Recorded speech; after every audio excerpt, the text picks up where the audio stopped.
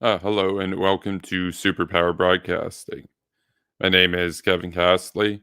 Tonight's stream is going to be quite a bit shorter than the last one. In the last stream, we went about 5 hours or so, and that's kind of a long time.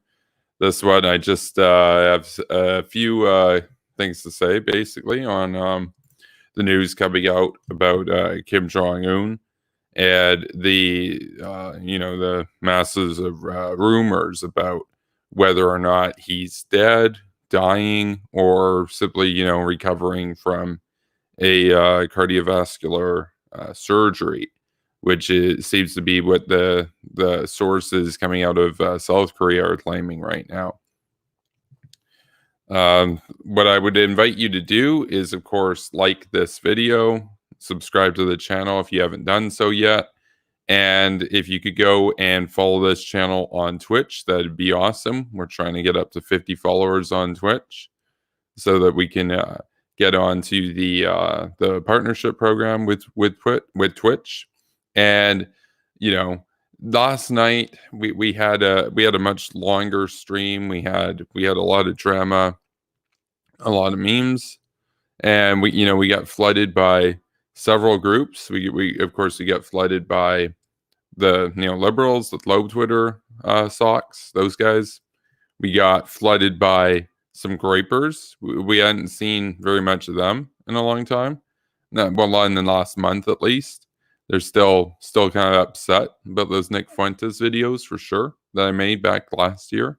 And of course, we also had some doxers that came in. But the doxers got banned, right? So that's how that went. So as far as this stream's going to go, like I said, I'm going to try to keep this one quite a bit shorter than last night's. We are probably not going to be joined by any other Hawks tonight. I know that Henry of American Madhouse is still doing a stream as well. A lot of the Hawks are busy, and I'm pretty busy too, so we're going to keep this relatively short. We have a few people with us right now, so hello to everybody, and thanks for being here tonight. Yeah, so the dictator of North Korea, he was absent from the April 15th commemorations and celebrations and whatnot that were organized by the state to honor Kim Il Sung, the original dictator of North Korea, and then, of course, that sent speculation that there was something very wrong with Kim Jong-un. And now we see that with Kim Jong-un, the rumors over the last few days have mostly been basically that he's in serious medical trouble. There are reports out that conflict, of course. American sources indicate that things are dire for Kim, whereas South Korean sources have been mitigating and much more minimizing of the extent of the problems going on with Kim currently. Now, you might say, well, South Korea is a democracy, they're an open society, that sort of stuff. You can probably trust those guys, but I don't know. I really am skeptical given the clear political pressure by the establishment and everything over there, which right now is trying to reach out to the North, trying to make the North look good, and it's unfortunate. It's unfortunate. The Moon Jae-in presidency had spent several years basically trying to appease and trying to get along with Kim Jong-un, and basically do the whole tanky, or I should say Yankee go home memes about the U.S. presence in South Korea for the defense of the republic, mind you. There are a lot of tradcons. There are a lot of very socially conservative people in South Korea who happen to look to North Korea and see them as a better preserving force for Korean culture. And there are studies that have shown that, even upwards of a fifth of the South Korean population would be sympathetic to the North in a war, which is really problematic. That's Moon Jae-in's base essentially, and under him, of course, the whole aspect of or agenda, I should say, rather, was reach out to the North, get along with Kim, really just try to appease Kim. And honestly, I've said this before on this channel. He's acted essentially as a Korean Tulsi Gabbard. It's pathetic. But then on the other hand, we have the United States President Donald Trump, and he's actually spent the last couple years writing and exchanging, as he says, quote, beautiful love letters, end quote, with the communist dictator. Which, I mean, you want to talk about cringe? Oh my God, man, that's next level cringe right there. I mean, that this guy, his entire fan base is is basically predicated on this idea that oh, we want to own the commies and we want to own all the leftists and all this sort of stuff, and then they've got their leader out there who falls in love with Xi Jinping over in Beijing, and falls in love with Chairman Kim over in Pyongyang. It's disgusting, really. And with respect to a lot of this stuff, you see that we're in a situation right now where, and this was discussed on one of the previous streams, that if the rumors are true or close to being true, that Kim is incapacitated, in a coma, on the verge of death, it sucks that we have in the leadership of the United States and South Korea complete isolationist pigeons who would rather write beautiful love letters and pray and for the health and the betterment of Kim Jong-un, rather than seize the day, seize the opportunity, and go on and actually basically use this opportunity to gain the more of a strategic upper hand and encroach upon North Korea's interest. And yet we're not doing that. We're all just like, oh, I hope Kim's all right. I hope Kim's okay. And you see this on Twitter too. A lot of people on Twitter, a lot of people on Facebook are really upset over this, and they're sending their wishes to the Marshal Kim, the butcher of Korea. They hope he's all right, dude. They hope he's all right. He might be dead. He might be on the verge of dying. Wouldn't that be bad? Wouldn't that be bad? I mean, and it goes so far as you even got people who claim to be opposed to Kim's ideology, claim to be opposed to his murderous, absolutely murderous record. And yet they go on to tell you, well, he is a person and it would be wrong to wish ill will or death upon any person. I don't like what he did, but, come on, he's a human being and all this stuff. And I'm like, buddy, like, the dude's responsible for the deaths of well over 100,000 people since he took power. I mean, it's probably much higher than that. Not to mention making life completely miserable for the 25 million people of North Korea since 2011. His family, of course, the three Kims over the course of their tenure have racked up a kill count somewhere closer to 8 million people, if you include the Korean War in that, of course, which you must, because Kim Il-sung was the one who asked Daddy Stalin for the permission to do the war. So he was entirely bent on sacrificing millions of people. And now, a lot of them happen to be Chinese, of course, but a lot of people died in that war so that Kim could expand his prestige, his glory, his empire, essentially. And yet we have all these anti-imperialists out on Twitter and on Facebook, on other meme pages and whatnot, saying how, you got the Chapo guys and everything, saying how we're the bad guys. And, I hope Kim's okay. No, I really don't hope that Kim is fine. I mean, I would wish that he dies from, but let's keep it real here. Let's keep it real. With the leadership that we have in place, this is going to be controversial, right? People are going to be like, well, you're a hawk, you're a neocon, don't you want Kim dead? And it's like, yeah, I want Kim dead. But the circumstances under which he dies do matter. If he dies from this, like if it turns out that it is true what a lot of the American sources are claiming, and that Kim is near to or completely vegetative, on the verge of death, that sort of thing, and he goes and he dies, I got news, dudes. We're not going to seize the day. We're not going to take that as a window of opportunity to seize upon the internal confusion in the regime. And the system is by design intended to be confusing in times of power change, because the branches of the military are cut off from one another in terms of their communications. Now, this is not a defensive mechanism. This is not anything to do with securing the defense of the territory. It is simply a fact that the dynasty is worried about a military coup, and so they've always figured, it's safer to keep the military branches in the dark from one another. That's all it serves. It's a disadvantage to the state and the regime, and we could seize upon that opportunity. However, we're not going to. The leader of South Korea obviously would be heartbroken if dear Kim passes away, and Donald Trump would be so mortified, and he would be in such a state of grieving that his basically his lover, they exchange beautiful love letters with one another. His own words, by the way. They're not going to do anything.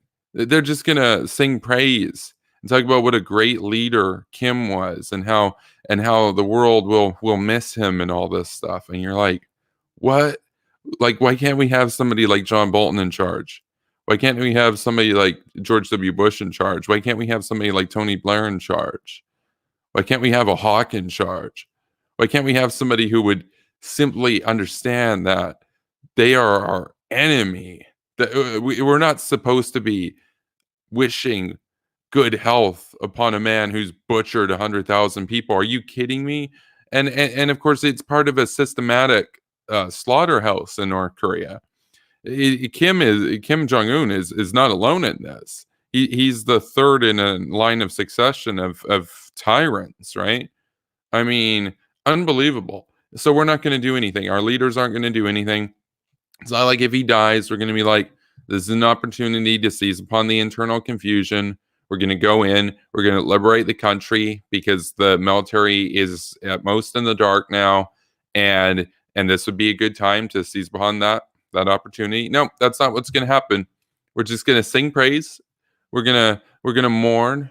We're gonna stand in solidarity with the regime, not with the people, but with the regime. And we're gonna say how it's unfortunate that he passed away. And there'll be some citations talking about how, well, yeah, he was kind of a bad guy and all this stuff, but it'd be wrong to speak ill of the dead, bro. And nothing will come of it. And that's why I don't really hope that he does pass away in this context, given our leadership, because that would bring hell on earth for the Korean people. And I'm going to get into that. I also see that we have an active chat, which I appreciate, because I'm doing this solo tonight, unless one of the hawks I send an invite to does decide to come in. But like I said, Henry's got his stream. We got we got a lot of busy hawks, and this stream is intended to be shorter anyway, so I don't mind doing this solo tonight. So I will address the chat in time. I want to finish this up, though, in terms of the direction in which I'm going here, because I'm making the case that it would actually be a bad thing for Kim Jong-un to die, given the context of our isolationist leaders in South Korea and the United States. So if Kim Jong-un passes away, that means that Kim Yo-jong will become the great successor, and she will be the fourth line in the succession to become the great leader of the DPRK, as they call themselves, North Korea. And that, as I said, as I alluded to, that will bring hell on earth for the Korean people. Kim Jong-un, over the course of his administration, or his tenure rather, has killed, it's hard to get estimates, but 100,000 is it's a decently accurate sort of number, given what we know. We know he's purged thousands of elites. We know he's obviously executed a lot of people in the countryside. A lot of the people that he specifically purged directly were when he took over power from his father. Just as Kim Jong Il, when he took power from Kim Il Sung, he went on to kill a lot of Kim Il Sung's generals and then appoint yes men of his own. That this minimized the likelihood of a military coup, though I would argue that there wasn't really much of a risk. But I can understand why he would be paranoid about that, especially just seeing, years before Ceausescu get shot in the streets. Ceausescu and his wife got taken to the back. And of course, Ceausescu had tried to model Romania, communist Romania, upon North Korea after visiting Kim Il Sung in the 70s. And he saw what an amazing dictatorship he had going. And he was envious, and he wanted the Romanian people to worship him just as the North Korean people were worshiping Kim Il Sung. And of course, the Romanian people wound up taking him to the back and putting a bullet in his head and his wife's head, right, on live TV. And so Kim Jong Il is a smart dude, very evil dude, but a smart dude. And he's like, well, we don't want that to happen here. So he killed a bunch of his generals to try to get on top of that. And he appointed people that would owe him everything. And that's what happened. And most of the deaths under Kim Jong Il were a result of famine that was a result of the USSR collapsing. And with the collapse of the USSR, they were no longer bankrolled, and the breadbasket that they had access to in the Volga region in particular that was exported over to North Korea to prop up a puppet state, essentially. And you can say, well, yeah, a puppet state, right? A puppet state against South Korea, a puppet state against America. Yeah, but North Korea was also a puppet state against communist China. But bear in mind, during the Cold War, North Korea was on the side of the Russians. They would have invaded the Chinese if a war broke out with the Soviets and the Chinese. They hated each other after the Sino-Soviet split, right? So obviously Kim Jong Il killed a lot of people, and millions died of the famine, which was largely inevitable if you were going to maintain an autarkic economy that resisted trade in a mountainous country such as North Korea, in which less than 25% of the land is arable and in which there's a very high density of the population. It was inevitable that would happen no matter which of the Kims took over. Those deaths, of course, are still fairly attributed to Kim Jong-il because they were directed. It didn't affect the elites very much. It purposefully was directed at the Northeast, where people were exiled to, Chongjin, that sort of area. The thing that's interesting about Kim Jong-un is that he basically did the same thing that Kim Jong-il did. He executed a number of high-profile generals. He executed a lot of the elites when he took charge, and that was just as Kim Il Sung did, or Kim Jong Il after Kim Il Sung passed away. It was twofold. It was to assert the fact that, well, yeah, now I'm the new ruler, and I'm going to make my name clear. I'm going to lay down the laws I want, and we're going to do a purge. And it was also so that he could have people that would come in, fresh blood, that would owe him everything, right? Those guys were both male leaders, and the North Korean society and culture is extremely patriarchal and staunchly traditionally communist culture, right? And so they really would have a hard time accepting, under normal circumstances, a woman being in a high profile position.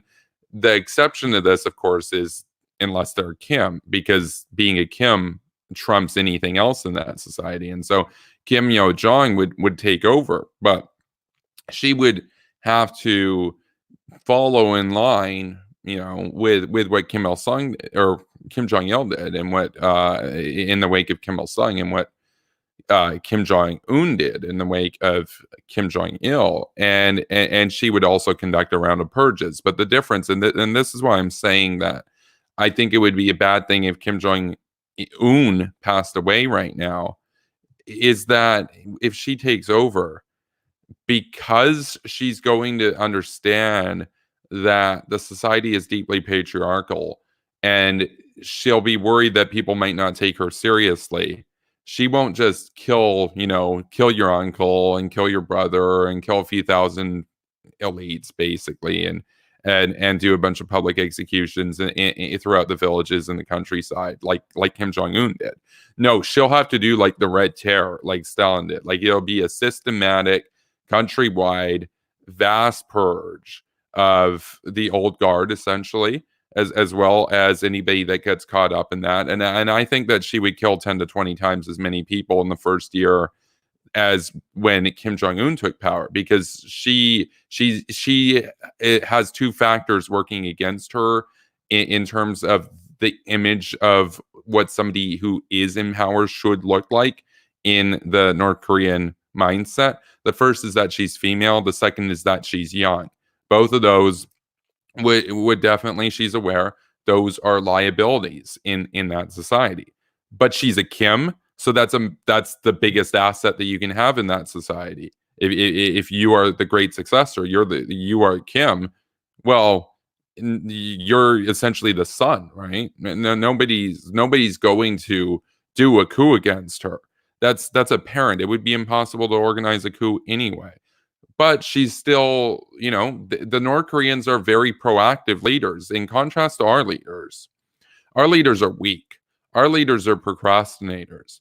Our leaders kick the ball along and pass it to the next president or the next prime minister and say, hey, you deal with this. I didn't want to do this on my watch because it would hurt my numbers in the polls or whatever. The North Koreans, on the other hand, they get on top of things. Even if there's no rumor, if they're like, well, there could be a rumor of a coup, let's just kill all these guys and no more rumors, right? So they preemptively purge people there. It's not like they purge you if you try to do a military coup against the leader. Of course they would, but they'll also purge you just out of paranoia, right? Like almost everybody who's died as a result of the purges was innocent, right? I mean, now there was one coup that was attempted in the 1990s and it got nowhere. And I've talked about that before on this channel. It's impossible to have any meaningful resistance in North Korea, right? I mean, even in Syria is a far more brutal dictatorship even than Iran, and it was still possible to organize resistance there. And that's not possible in North Korea, not by any means. So she doesn't actually have to worry about a military coup in the sense of it happening. However, she's not going to take a 1% chance or a 4% chance or whatever it is. She'd rather make sure that it's a 0% chance. So she'll come in, she'll lay down the law. She'll be like, I'm the great successor now. Have a bunch of family members executed. Have a huge round of the elites executed in Pyongyang, of course. And then the systematic red terror in the countryside will commence. And I believe she'll probably kill on the order of between 100,000 and 500,000 people in order to consolidate her regime. And that's why I say that it would be a bad thing for Kim Jong-un to die right now. Not because I like Kim Jong-un, not because he's a good guy, not because he's better than his sister or whatever. It's because his sister has to do that. She, like, no matter what, if a young female leader takes over, that doesn't matter if it's Kim Yo-jong or whoever it is, they're going to have to do a massive purge. They're going to have to do a bigger purge than Kim Jong-un and Kim Jong-il did. That's how these systems work. It's actually very predictable. Very predictable.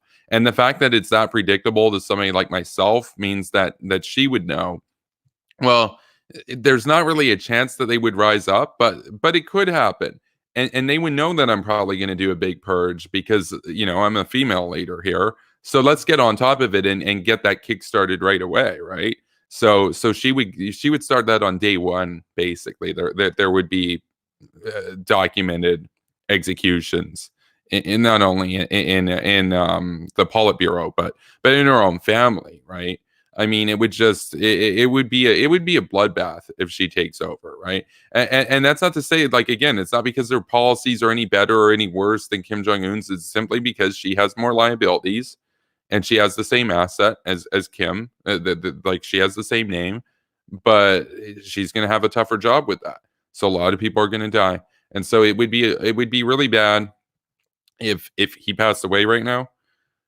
simply because we won't do anything. We won't do anything. It's not like if he passes away, the regime collapses, or we go in and we take advantage of their weakness in that moment and we liberate the country. Nothing is happening from the West, no matter what happens. So because we're not going to do anything right now, it's actually better in that sense that that he lived through this until we can get leaders at least that would go in. Like if Bolton was the president right now of the United States, I would be saying the exact opposite thing. I would say I hope he dies so that Bolton can go in, take advantage of the weakness, and deal with it and clean up and liberate the people before she gets a chance to initiate the purges. But if he dies, she comes in and initiates the purges, and she has to do it. She has to do it. Like that's an inevitable consequence, right? Because she's female, she'll have to kill a lot more people, and that's unfortunate. And that's part of one of the reasons why these patriarchal cultures are so disgusting. But we are actually joined here by Reese of Nightmare Fuel. He's in the studio now, so just go do admin here. Welcome to the stream, Reese. How are you? I'm doing good, man. I figured I'd pop in. I don't know how much I have to add to this story in particular because there's really not a whole lot of veracity all around. But I agree with the idea that it's not probably wise to be advocating for. I wouldn't trust the current administration to capitalize on any kind of weakness because they're very much tied to the hip with the Kim regime. So it wouldn't make a whole lot of sense. It'd be nice, but we kind of have to deal with the cards we're given. And, this story is very strange because we really don't know. We don't know what's happening. It could come out that he's fine. I Mm-hmm. doubt that. I really do doubt that. I think that something has happened, but you never know. It could maybe be some elaborate hoax in order to, I don't know, somehow own the rest of the world. I'm going to pretend I'm dead for a week. That will really show him. Yeah. No, it is true that's one thing that you're right to mention there is that it's hard to get accurate information out of that country. It's the hardest country to get accurate information out of, and we've had people in the past before make reasonable speculation that higher ups, generals and whatnot, were executed, and then they'll just appear at a party congress a year later, and you're like, oh, they were just on a timeout. Sometimes the regime will do that where they're like, you are being punished here, but you're not going to be full up purged. You're just not allowed to attend meetings or whatever until you do your penitence and you attend these self-criticism sessions. Sometimes they'll do that with the elites, right? That's happened before. In this case, it's obviously a medical thing. I know that there was a team of medics that were sent from China to North Korea, and a lot of people are saying, that could mean that Kim Jong-un, it's really serious. The thing is, if I were Kim, I'd rather have Chinese doctors than North Korean doctors attend to me, even if it was something minor. So they always import stuff, including medical services. So Oh yeah, I mean, like there's no good doctors in North Korea. There's no incentive to be like a talented, knowledgeable doctor Mm-hmm. because you're going to be making the same as the peasant down the street. You are a peasant if you're a doctor in North Korea. Yeah, essentially, except you have even more burden. It's like Stalin's doctors, right? I mean, a lot like some of them were purged for giving the wrong, advice, medical advice and stuff to Stalin that he didn't like. And when Stalin died, of course, in 1953, he nobody attended to him for 12 hours because everybody was too scared to go in and check on him after he didn't wake up for breakfast. And they're like, well, we don't want to be seen as like being the result of him passing away, so they just left him to die. So when he had his stroke. So Well, that's a fitting fate, really. absolutely. Yeah, no, it's I do think that something has happened, and that much is clear. But it's just a matter of how much accurate information we can get out of the country And even if they're importing Chinese doctors, it's not like they're going to say anything.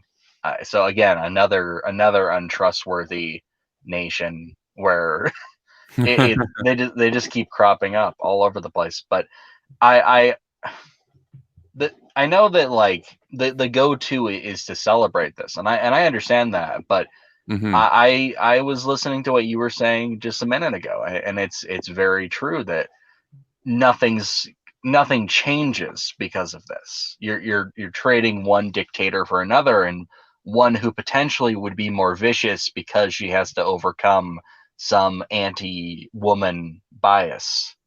Yeah, yeah. I'm not saying there that like Kim Jong in particular would be any more vicious than any other female leader in North Korea. That by definition they would have to act in a much more purging way than Kim Jong Un did. I mean, Kim Jong Un killed less people that when he took power than when Kim Jong Il took power, Mhm.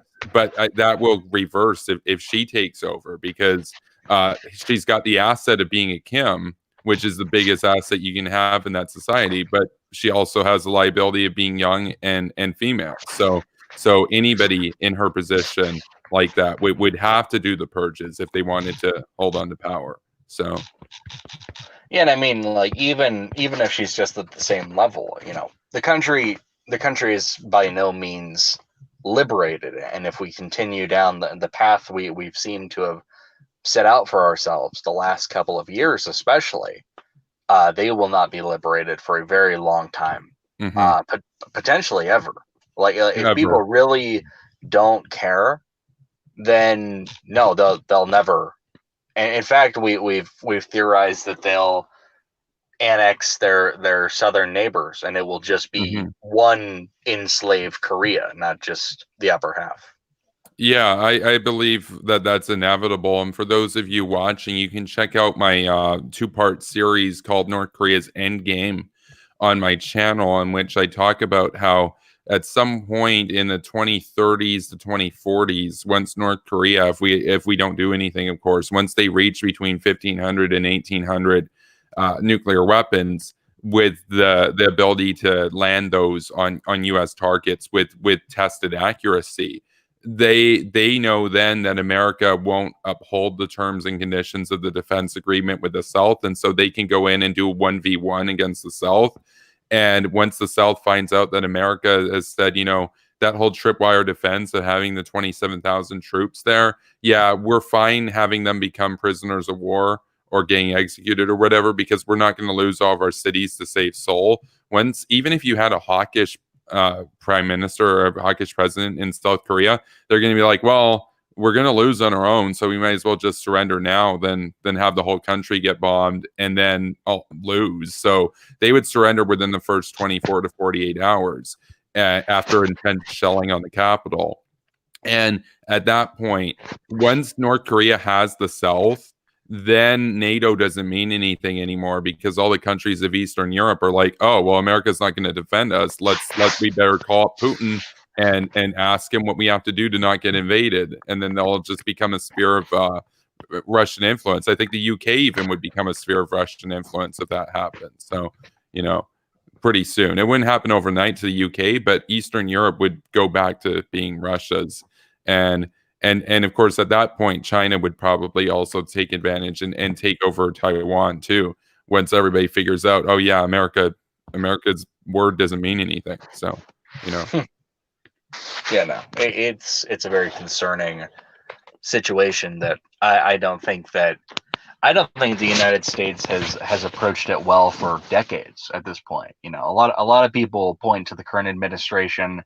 I do think it's been particularly problematic now over the last couple of years, but truthfully, it really started going downhill as soon as we let them have nuclear weapons to begin with. That's something that could have Hmm. easily been avoided, but we didn't have the willpower or resolve to actually enforce that. And I mean, it's a lesson to be learned, but yeah, it shouldn't have to be, is the problem. Like it should be obvious. Like if they're talking about doing that, then you can't just brush that aside and say, well, there's no way they could. They're too backward. Oh, they'll find a way. Like they're not so back. Like societies like this, they're not that backward where they can't. This is the one area in which they'll apply themselves. Furthering their governance, furthering their militaristic capabilities, furthering their destructive capability. That like they are A plus. That's where all the resources go. That's where all of the thought and concentration goes. And you can say the same thing about nations like Iran, because the leaders there are bitching about the sanctions. Oh, it's so hard on our people. Our people are suffering. Meanwhile, they're launching military satellites. Yeah. And claiming that they're satellites of peace. kind of like the suicide bomber cars of peace.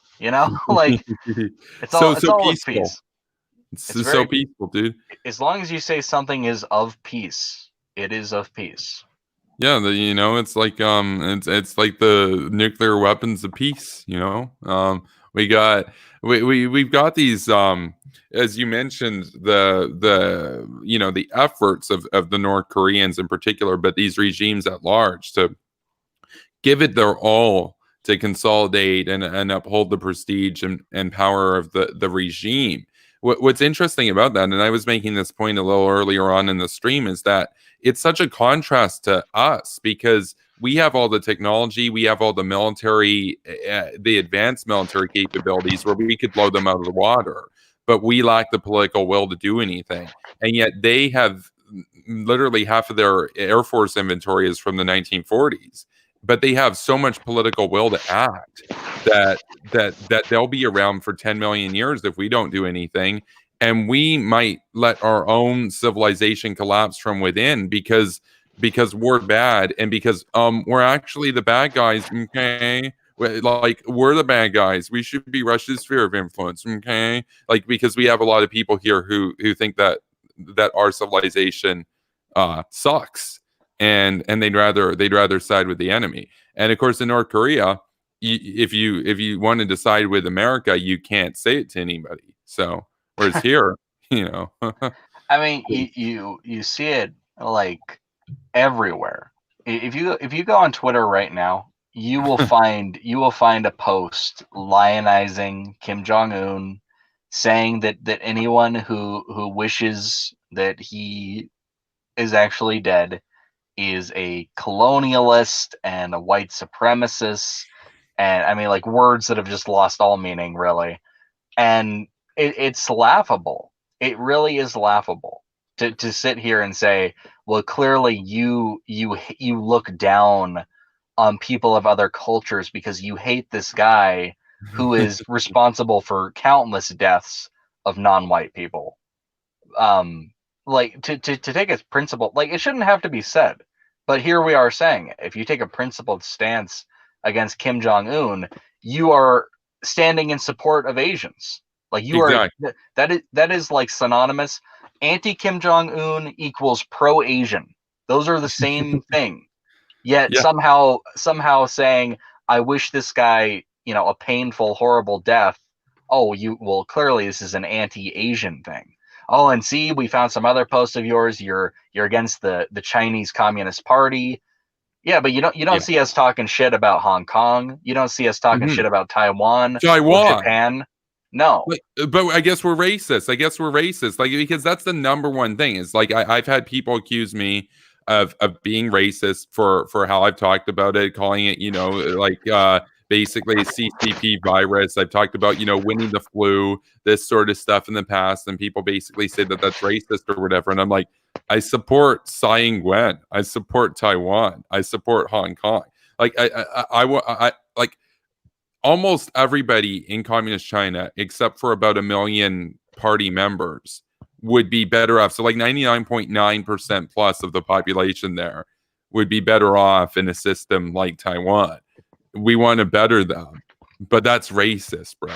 It's just it reminds me of this controversy that's happened in Canada over the last couple of days, where and this is something that one of the patrons of the channel, Wyatt Claypool, was talking about, and is that Derek Sloan had basically been accused of being racist for criticizing and asking if the Canadian basically health minister under Trudeau is basically working for communist China, because Trudeau and Canada, like, our response to this has been kind of lukewarm. And Trudeau in the past has actually said that he does admire the Chinese economic model and all this. And so she happens to be Asian, though, and so the CBC is basically running with the line that, well, what he said was racist by asking if she's working for China. And I don't know the full details around everything that's happened, like especially on the inside and all that, but I mean, with the way that the Canadian government has approached economics and everything over the last, several years, it's pretty clear that the Trudeau government is really keen to get Huawei having a bigger presence here. For example, there's a lot of money in trading oil, like from Canada to China, for example, and so they have an interest in kind of mitigating the responsibility of the Chinese government, and so, but it's racist to criticize that, apparently. So I can't say I know, but would you say that the measures in Canada that have been taken to combat COVID-19, are they a bit more lax compared to America or other places like that?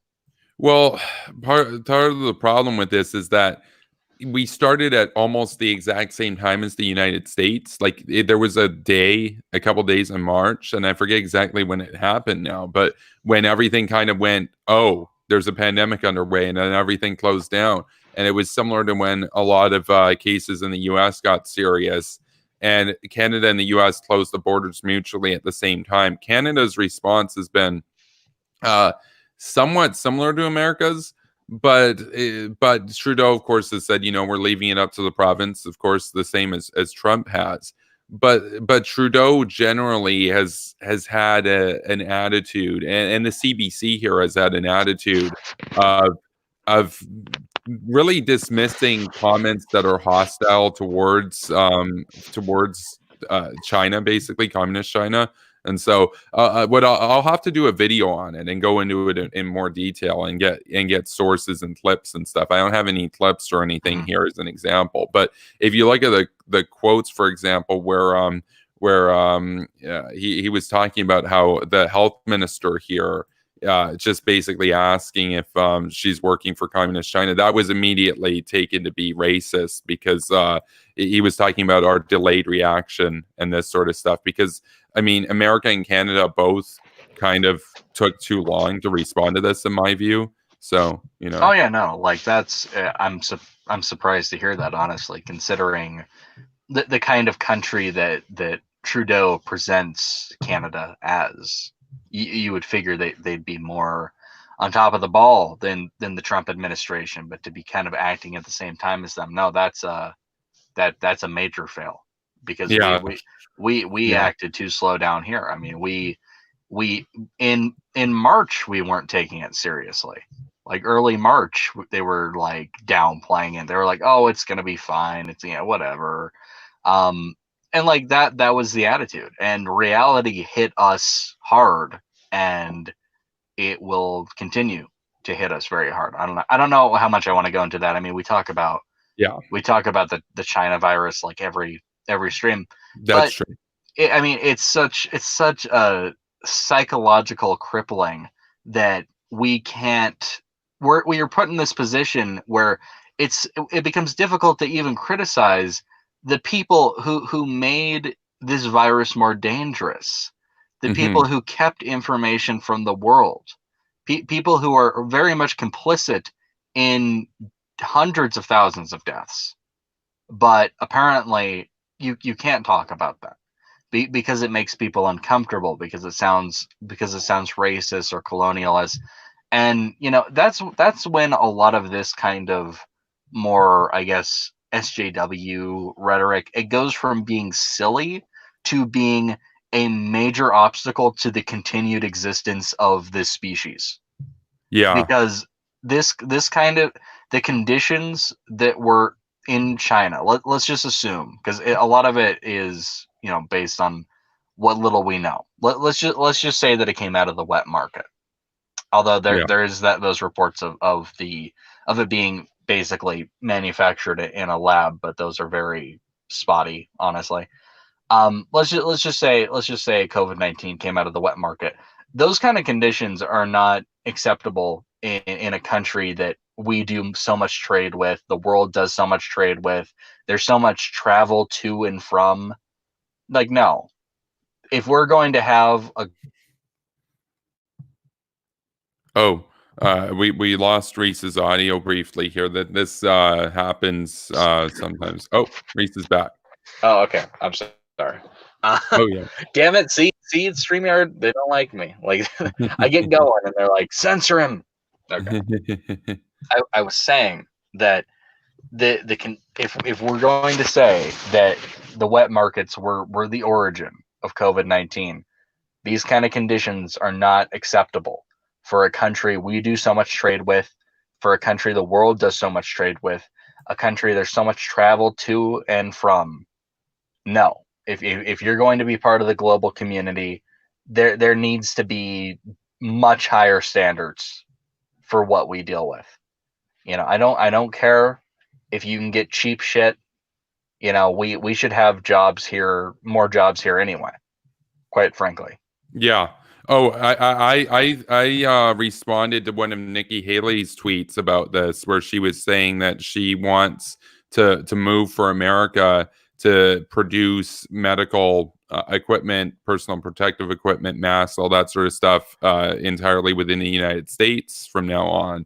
And I'm like, I think that Canada and the US should both do that. I think it's totally fine to like trade cars and computers and stuff, but I think when it comes to critical things like that, that should be produced entirely domestically for security reasons.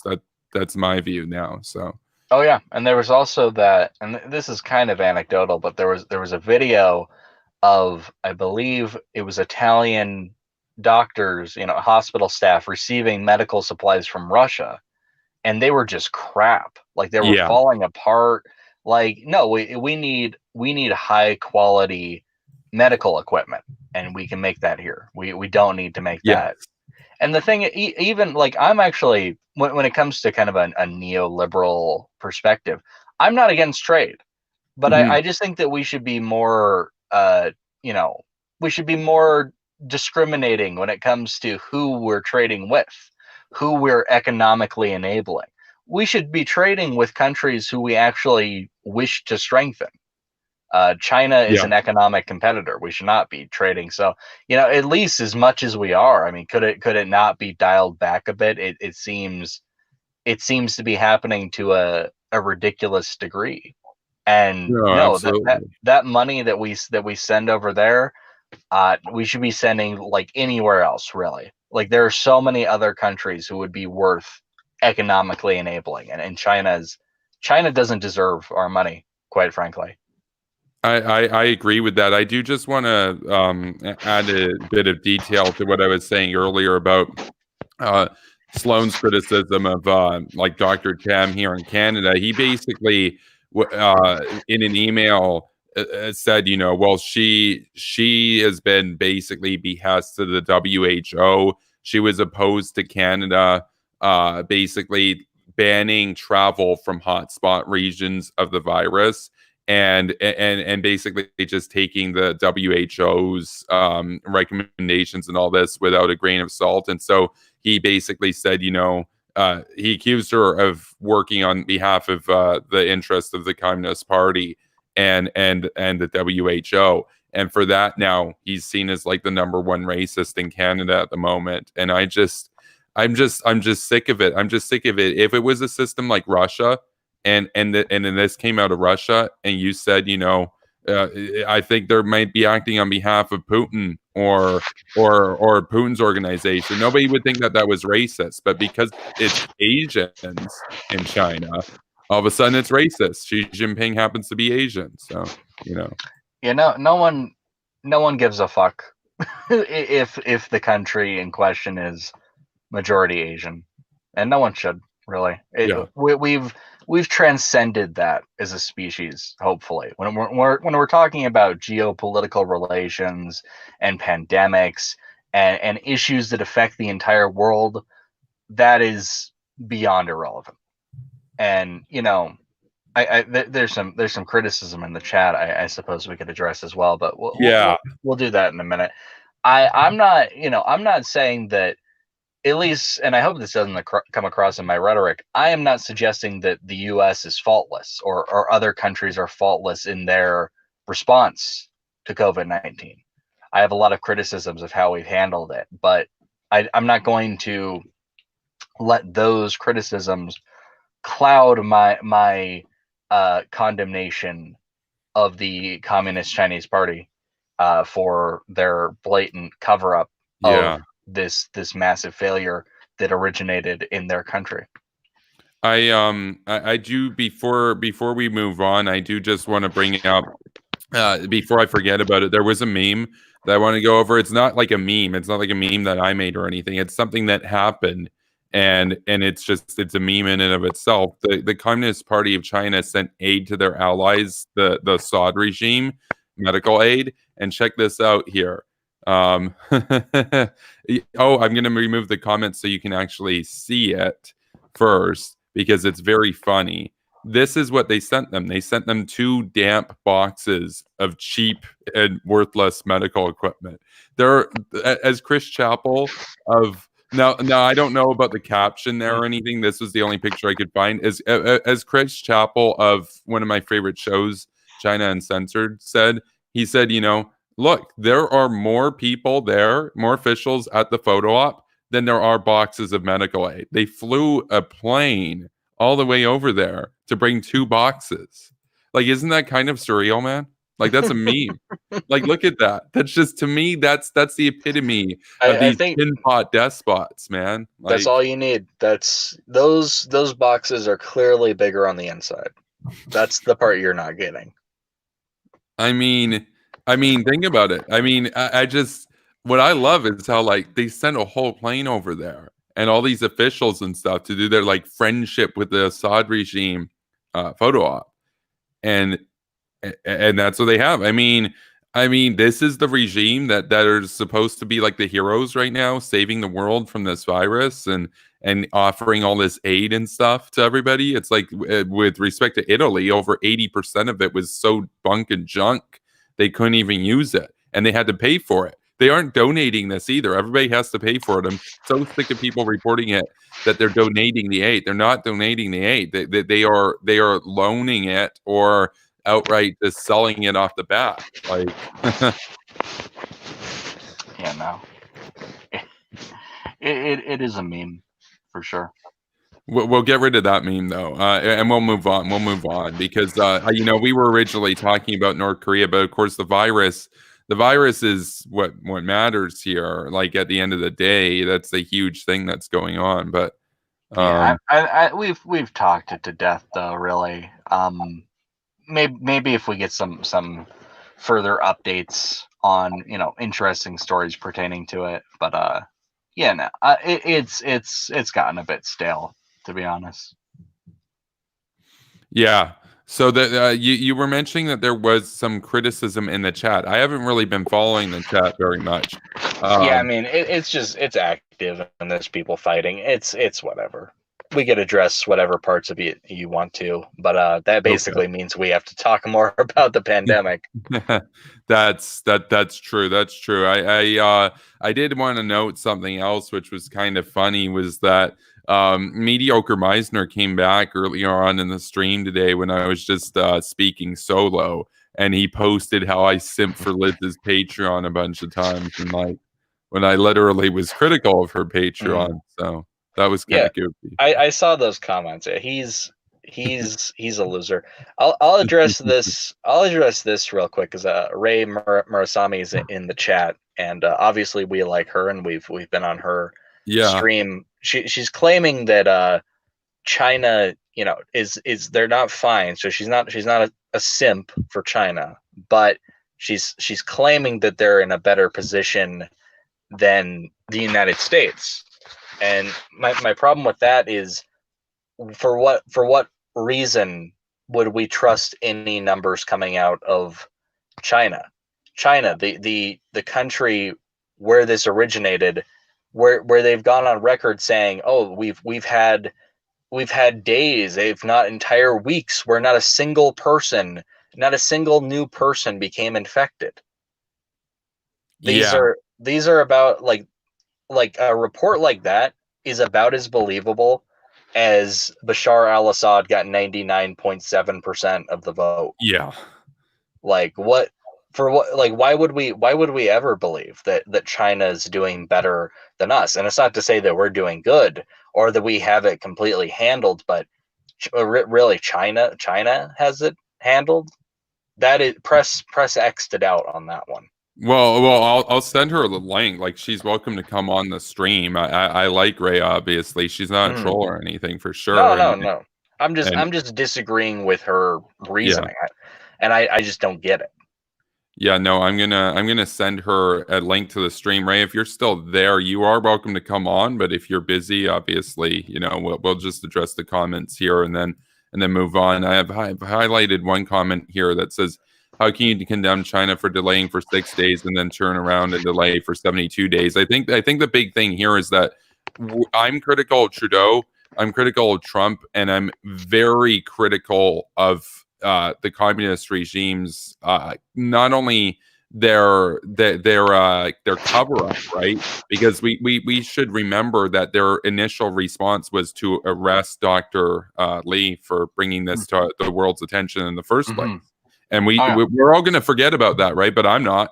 Yeah, I'm always going to bring that up. So Yeah, I mean, like that's been it does like we could play the numbers game all day. Like, oh, they find out about this, so they shut down. I'm sure that I wouldn't even trust that number because I'm sure that they were aware of it long before that, before they took any like uh severe measures. They've been trying to cover it up for a very long time. oh, for sure, for Uh, sure. we could talk about some of the other things that that Meisner kid. I like. I mean, like, could you even invent someone like this? Well, This is one of the biggest losers I've ever seen ever.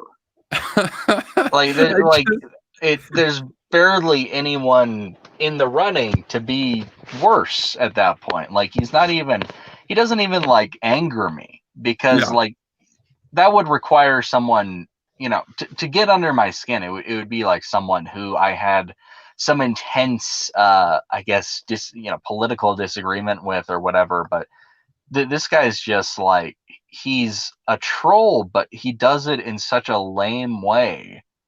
Like he's trolling under an account with his real name yeah, and real face. Like who does this? Like Well, typically, if you have someone who they have an account like this where they're supposedly a respected journalist and political pundit, and they yeah. have their bright smiling face and they have their name linked to it, they are going to act very differently than someone who had a Groiper avatar. Yeah, yeah. However, he acts like a Groiper, but we can see that he's a dork. Yes. Yes. Somebody literally said in the chat last night as we were recapping everything for Anthony Avistu Bisson because he joined a lot later. Somebody basically broke it down and said, uh, Liz's simp came in and the Gripers came in, and you couldn't tell them apart in the chat. And that was pretty accurate. It was all like rat. I mean, as some of the globes were calling me a rat. That was another group too. That like the rat stuff was the gang of doxers, but we ultimately had three groups there last night. Just in response to Ray, she says that she can come on tomorrow night. So yeah, definitely, I'd be interested in having you on tomorrow night. Reese, you're of course welcome to come on tomorrow Mhm. night too if you're available. I'll be here at 9 p.m. Pacific. So you know, I am hoping our disagreements aren't as big as I might fear.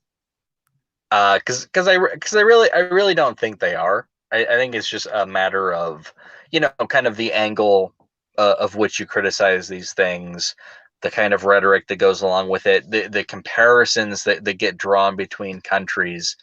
But you know, we've reached a point where I am not comfortable trusting news that comes from China, because I mean that that would just make me a sucker, really. Hmm. Yeah. They've lied too many times for that to even be an option. Oh, absolutely, absolutely. The thing is, we can talk about this more tomorrow when Ray comes on, because of course, like, the theme of the stream was originally going to be talking about what's going on with Kim. We did get through most of that. I didn't have too much else to say apart from that. Just that, I'm skeptical these days of South Korean sources, given the political agenda of the government there to make Kim look good, so they can do their hyper sunset policy and reach out and tell the Yankees to go home and everything. And Moon Jae-in, as I said, he's basically like a Korean version of Tulsi Gabbard, South Korean Tulsi Gabbard. and and it sucks to me that in a time that would be a good thing if this happened and somebody like Truman or Reagan type figure were in power, it's not a good thing. It's not a thing to celebrate Kim Jong-un's death, because the regime will still be there the next day, and now there's going to be even bigger purges. So I didn't know that about some of the South Korean officials. I mean, like that's something that they're gonna look back on and regret. If you don't have the American presence, they're sitting ducks in a lot of ways, yeah, and they will regret that. yeah. He ran his campaign, actually, Moon Jae-in did, on getting THAAD out of South Korea. That was a big thing. He really did a lot of campaigning to appeal to like younger people that were worried about a war or whatever. So get the US out, and also a lot of very older people who view the North as a better safeguard of Korean traditional values and stuff, and worry about things like race intermixing, that sort of thing, and they want that out. And so he appealed to basically the usual suspects, right? The urban college youth and the deeply socially conservative elderly, and he was able to win. And I mean, obviously he had a broader coalition than that, but it's just I think that the problem is that we've seen this throughout our countries, because the West has leaders from South Korea to America to, in many ways you could even argue the United Kingdom, where our initial reaction is, oh, if we did anything, that would be bad because we're bad or whatever, Mhm. like, I mean, I'm just it's very annoying. I find Moon Jae-in in particular to be just completely feckless, and I talked about that in my video on North Korea's endgame, about how they wouldn't invade right now because it'd be too risky, but they would love to have a leader like Moon in power when they do invade, because Moon would surrender on day one. He'd be like, even if we could win, we'll surrender right now because those are our brothers, and they're traditionally they're pilt or whatever, like, he's not himself like one of those tricon type people, but a lot of the people that support him obviously are, and it sucks that there's so many people out there in South Korea, upwards of 20% of the country, that are sympathetic to the North. So it sucks. So Yeah, no, yeah. I mean, like it's unthinkable, really. Like, I don't see how anyone can have that position, but yet they do. And Yeah. that's the reality that you have to deal with. Like, you have to. It's the same kind of situation we have now in Iraq, where this is a country that we helped liberate, the coalition that we were leading. We're now standing there as the only real defense they have against malicious Iranian influence. Yet you have officials in Iraq who are basically bought by the regime in Iran, who want us out. And it's very, I mean, it's very obvious that Iran has puppet strings on those people. Yeah. Yeah. Oh, absolutely, absolutely. The thing is, we talked about that and stuff, and I wanted to say on the Meisner point, though, what you mentioned about how he acts like a graper, but he has the persona or whatever of a journalist and all this. It's kind of amazing. It's kind of amazing. I'm convinced actually that Liz herself is a lot smarter and has better I guess intuition about this stuff than he does for sure, because I don't think that she would have posted a screenshot of, oh look, I owned Kevin because he put my comment on the screen. Like, because he really thought that it just slipped there, that I had no power over that. Like that I messed up. I accidentally clicked on his comment, and he never understood that. And to me, that's funny. Like, that's really funny. I know that was like a little while ago now, but I got a big kick out of that because I'm like, how can you be that dumb? Like, it's just like, it's kind of funny because he gives this pretense of being this educated guy. I guess he's a journalist or whatever. But man, I mean, you got to admit, his BS detector, his it's non-functional right now. He's a gullible guy. He'll think anything was owning you. And I also got a kick out of the reaction when he posted that on Globe Twitter. There were people there, like this Terry character who she claims to be like a neoliberal interventionist, but she's against all the war hawks and stuff. And I think you even said at one point to her that she got muted because she called me cringe Castly or something, but a while ago. But she responded with a couple of the other Globe people to his post, and I'll bring up the post so that we can all see what I'm referring to here. She was like, fucking legend, and a couple other people were like, you legend, because he posted this on his Twitter, and here it is. So it's Dylan Meisner, and he says, apparently Cringe Castly doesn't screen the comments that get displayed. I displayed that comment on purpose so we could dunk on him. How is he a journalist? How is he somebody who works in online media and doesn't understand that? I'm just why would a journalist talk about our streams to begin with? well, clearly he wants to gain attention. He wants to go to bigger platforms and try to get notoriety. I mean, look, like I've already been told to watch my ego, but that's going to be difficult when like I'm being treated like I'm newsworthy, basically. He gives us more attention than he would like Jape Tapper or somebody like David Pakman or whatever. He's in our comments every day now, saying we're cringe. So and I like how they all said that my nickname for a mediocre Meisner was weak, and it was a stupid nickname, when his nickname for me is literally just Cringe Castly. That's probably the easiest nickname you could ever come up with for anybody.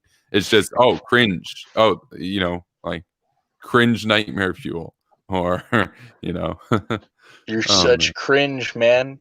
Yeah, I mean, I say cringe a lot. He spent a lot of time in your chats. He just likes to maybe like, this is the kind of people you'll come across. Maybe they're really big fans at the end of the day, but they're very hateful and vengeful fans, and you don't give them enough attention, so they just lash out. But they still contribute. They still give you the views. They still give you free publicity. Oh yeah. And they make themselves look stupid in the meantime.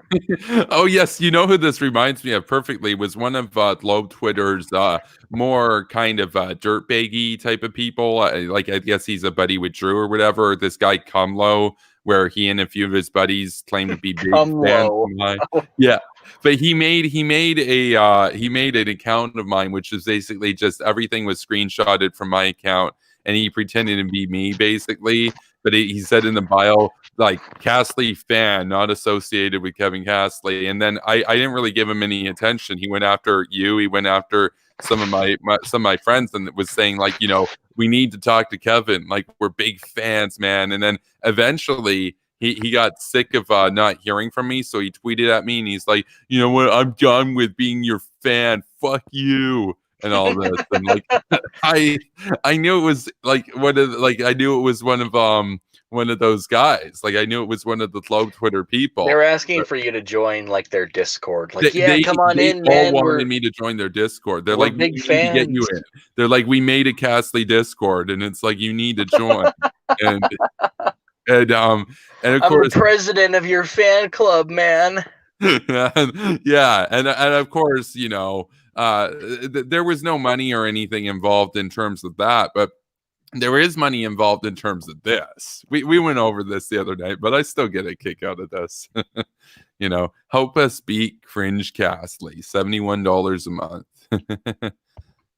Oh man. And Yeah, then I like. what a missed opportunity. Yeah, they could have called you something with the KKK. They could have like utilized Kevin to make KKK or something. That would have been funnier, honestly. No, but I like how like this is the finest that neoliberal Twitter has to offer currently. Cringe Kevin Castley with all K's. Yeah, That's yeah. awesome. No, they're posting. They posted that in the chat the other day too. Like, there were some people calling Dylan a dork the other day too, which was pretty fitting. You call him a dork too, and that's an accurate label because it's like if you're gonna go a troll, you get like a trolley avatar or whatever. If you're gonna go journalist, you do that kind of stuff. But he's like kind of somewhere between a wannabe journalist and a failed groiper. Like, think about that. Yeah, no, I mean, like he's like a journalist that no one actually cares about his journalism. So this is the way he gets attention. This is the way he has to kind of lash out and accumulate a community around him. And I mean, it's funny to me because sometimes like he'll have posts that I don't disagree with. Like he'll be dunking on Hassan Piker or Yeah, whoever. But I'm sitting here thinking like I know that you have fans, like you have people who like your anti-Kevin posts who are big Hassan Piker fans. yeah. So like there's no I don't even understand why they don't like you. I don't understand why they have this level of obsession with you of all people. It's and it's not to say like, oh, Kevin's not notable, you can't talk about Kevin, but you like, how did they even find your channel? Who are these people? Where did they come from? Well, no, like, see, that's the thing is like I understand where they came from. I know when we did that Red Death stream that went like 7 hours, and we started off with serious stuff about the pandemic, and then we just got into memes and drama and stuff. I remember asking you, where did like this Tommy boy who always posts uncensored porn of himself to own me? Or where did this Dick Nurch dude or that Dwight dude who keeps on using my profile with Trotsky's facial hair, even though he's never talked with me and never let me know or whatever? Like, where the hell do these people come from? But I do know where the neoliberal people, where all those people came from. They didn't like that when they tried to do basically they did their little axis of evil thing where they had like me and Alex R and like Richard Smith and some other person lumped in all together as like the evil hawks of Twitter, and like watch out for those people, they're shitlords or whatever. And I didn't bow down to it. I didn't really care. I was like, well, okay, you guys can think I'm cringe or whatever, I don't really care. They didn't like that they couldn't cancel me. That's what got under their skin, was that a lot of people that they went after in that day that were like associated with like Alex R and stuff were like, they just kind of did whatever the neocon or the neolibs wanted, and they were like, okay, I'm not going to have anything to do with them or anything anymore. Whereas for me, I wasn't as convinced on that. Of course, as I've said before, I wound up even blocking him. He threatened to dox the neolibs, so I was like, no, you can't do that, dude. I don't want any part in that. Don't dox them. Doxing is despicable, and I blocked him. But to them, I'm always going to be the person that in every case when I've made those calls, it was always my own call, right? So it wasn't bowing to their click, their peer pressure or whatever. So that's what triggers them, is that I'm like uncancelable. So because my followers have gone up since they canceled me back in January, right? So Mm-hmm. No, I can actually see that because unlike some of those other people, like Richard Schmidt is kind of a meme at this yeah, he's a point. meme. No one cares about Alex R. I mean, and these are people who don't even have a following, really. They don't have channels. They don't have fans. They're just people online. But Mm-hmm. you're different. Like you actually You have a channel, you have a growing base, you have new patrons. They were so threatened by your Patreon, they made a competing Patreon. Like that's that. I guess that we have found the source of the grudge, I suppose. But it's just so lame, really. Like They it. also, yeah, they didn't like that I also in January said that Loeb Twitter was going into the realm of socialism, which now, of course, they all have like roses and stuff in their bios. A lot of them. It's a meme, bro. It's a meme. It's a meme. Like I like how they literally become what I predicted they would become to own me. Like you know what it reminds me of? That this is a, you know, it's a little bit of story time here. This is a short story, but I think the fans will get a kick out of this one. When I was in high school, there was a guy that I went to high school with. I've talked in the past how I hung out with people who were like literal fascists and stuff, and I wanted to know their worldview. But those guys were like intellectual people that did a lot of reading, and you know they you know they had a pretty dark view on the world, but they were also interesting to talk to.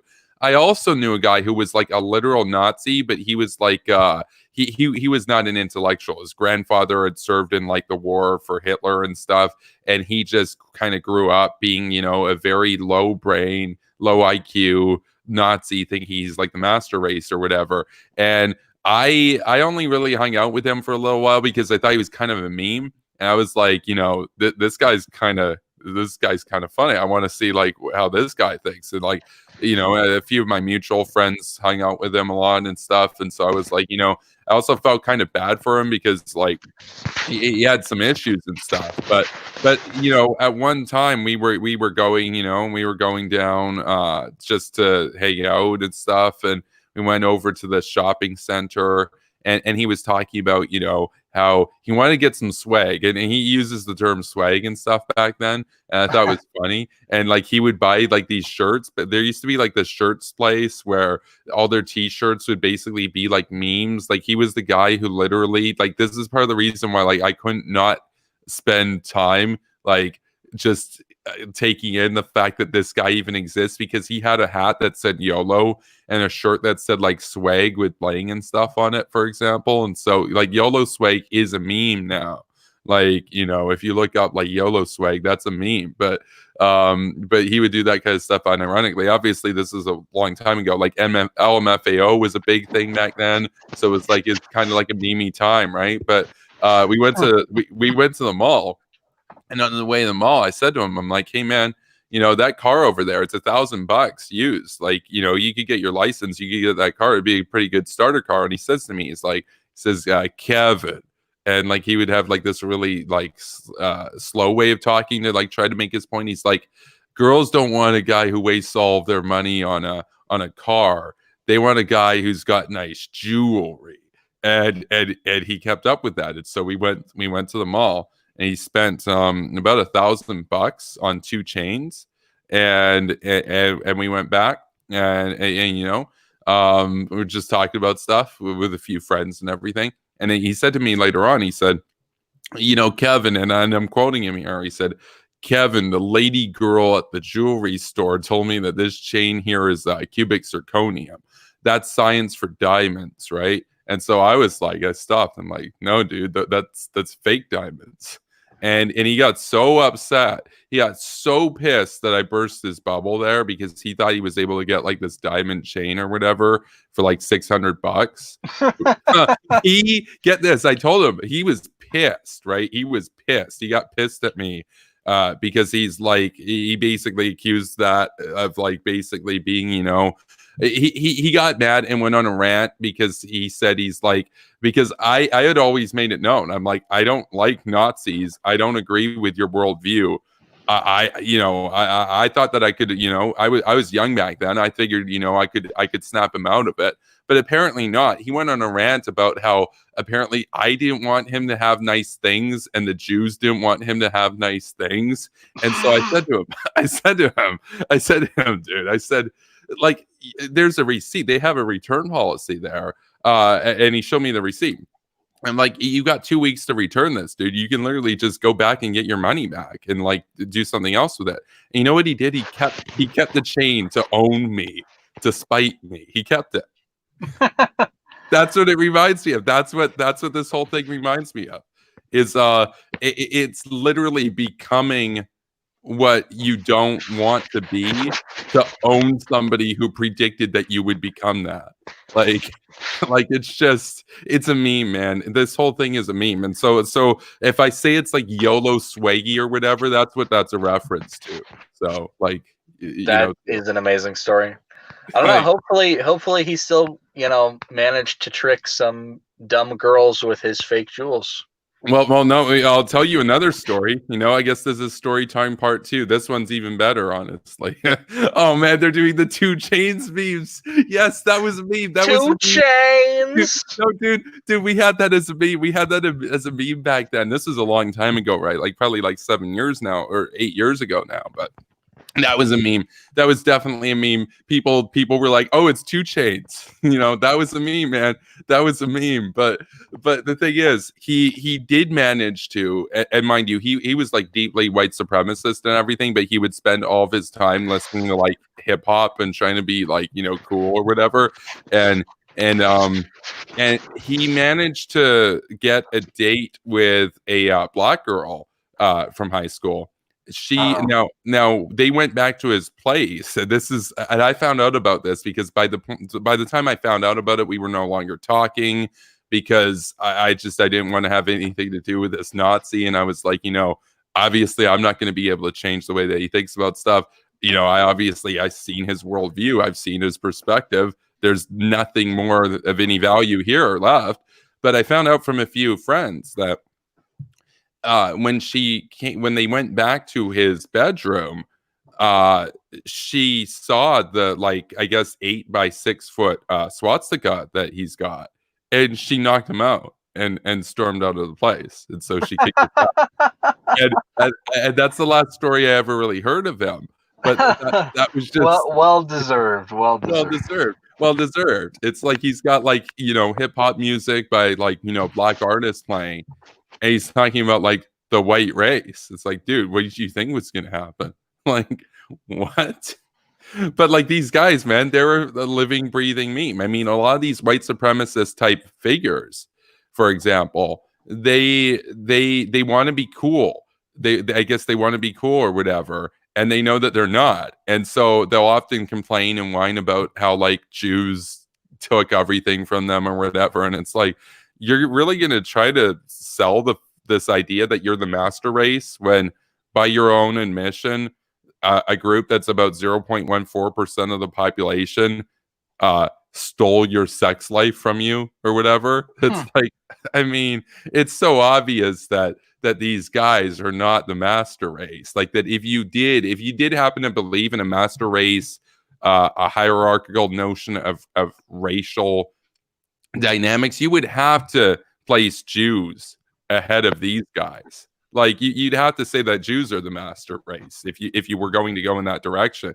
All the Nazi propaganda that's out there basically is to the point that Jews are the master race. And they're butthurt about it. I don't believe in that. I heard something about Jews being the master race, and I had to hop in. Well, we had to have a representative from the overlord race here. So from the tribe. From the tribe. Yeah, no. How you guys doing?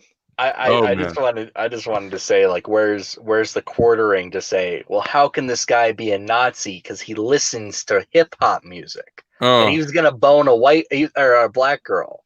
So see, look, if you listen to hip hop and you want to fuck black girls, you can't be a Nazi. Checkmate. Can't be a Nazi.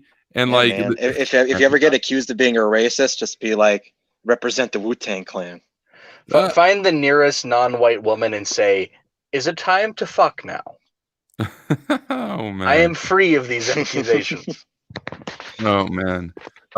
So I'm sorry to jump in. What are you guys talking about exactly? Oh, we were just doing me. I just got off a it's just story time. Oh no, it's just story time. I just got off of a I just got off of a 4-hour marathon stream that I did with that was Jaeger 4 DeVito hours. about Wait, the this third. is with Ant-Man, right? Yeah, This is and with no, but yeah, and then Millsrow came on for like a couple hours. wait, no, Mills And is so we talked to Ant-Man. Millsrow a little bit. You poor soul. Really. You poor soul. Wait, did he call you It was a white fine. supremacist?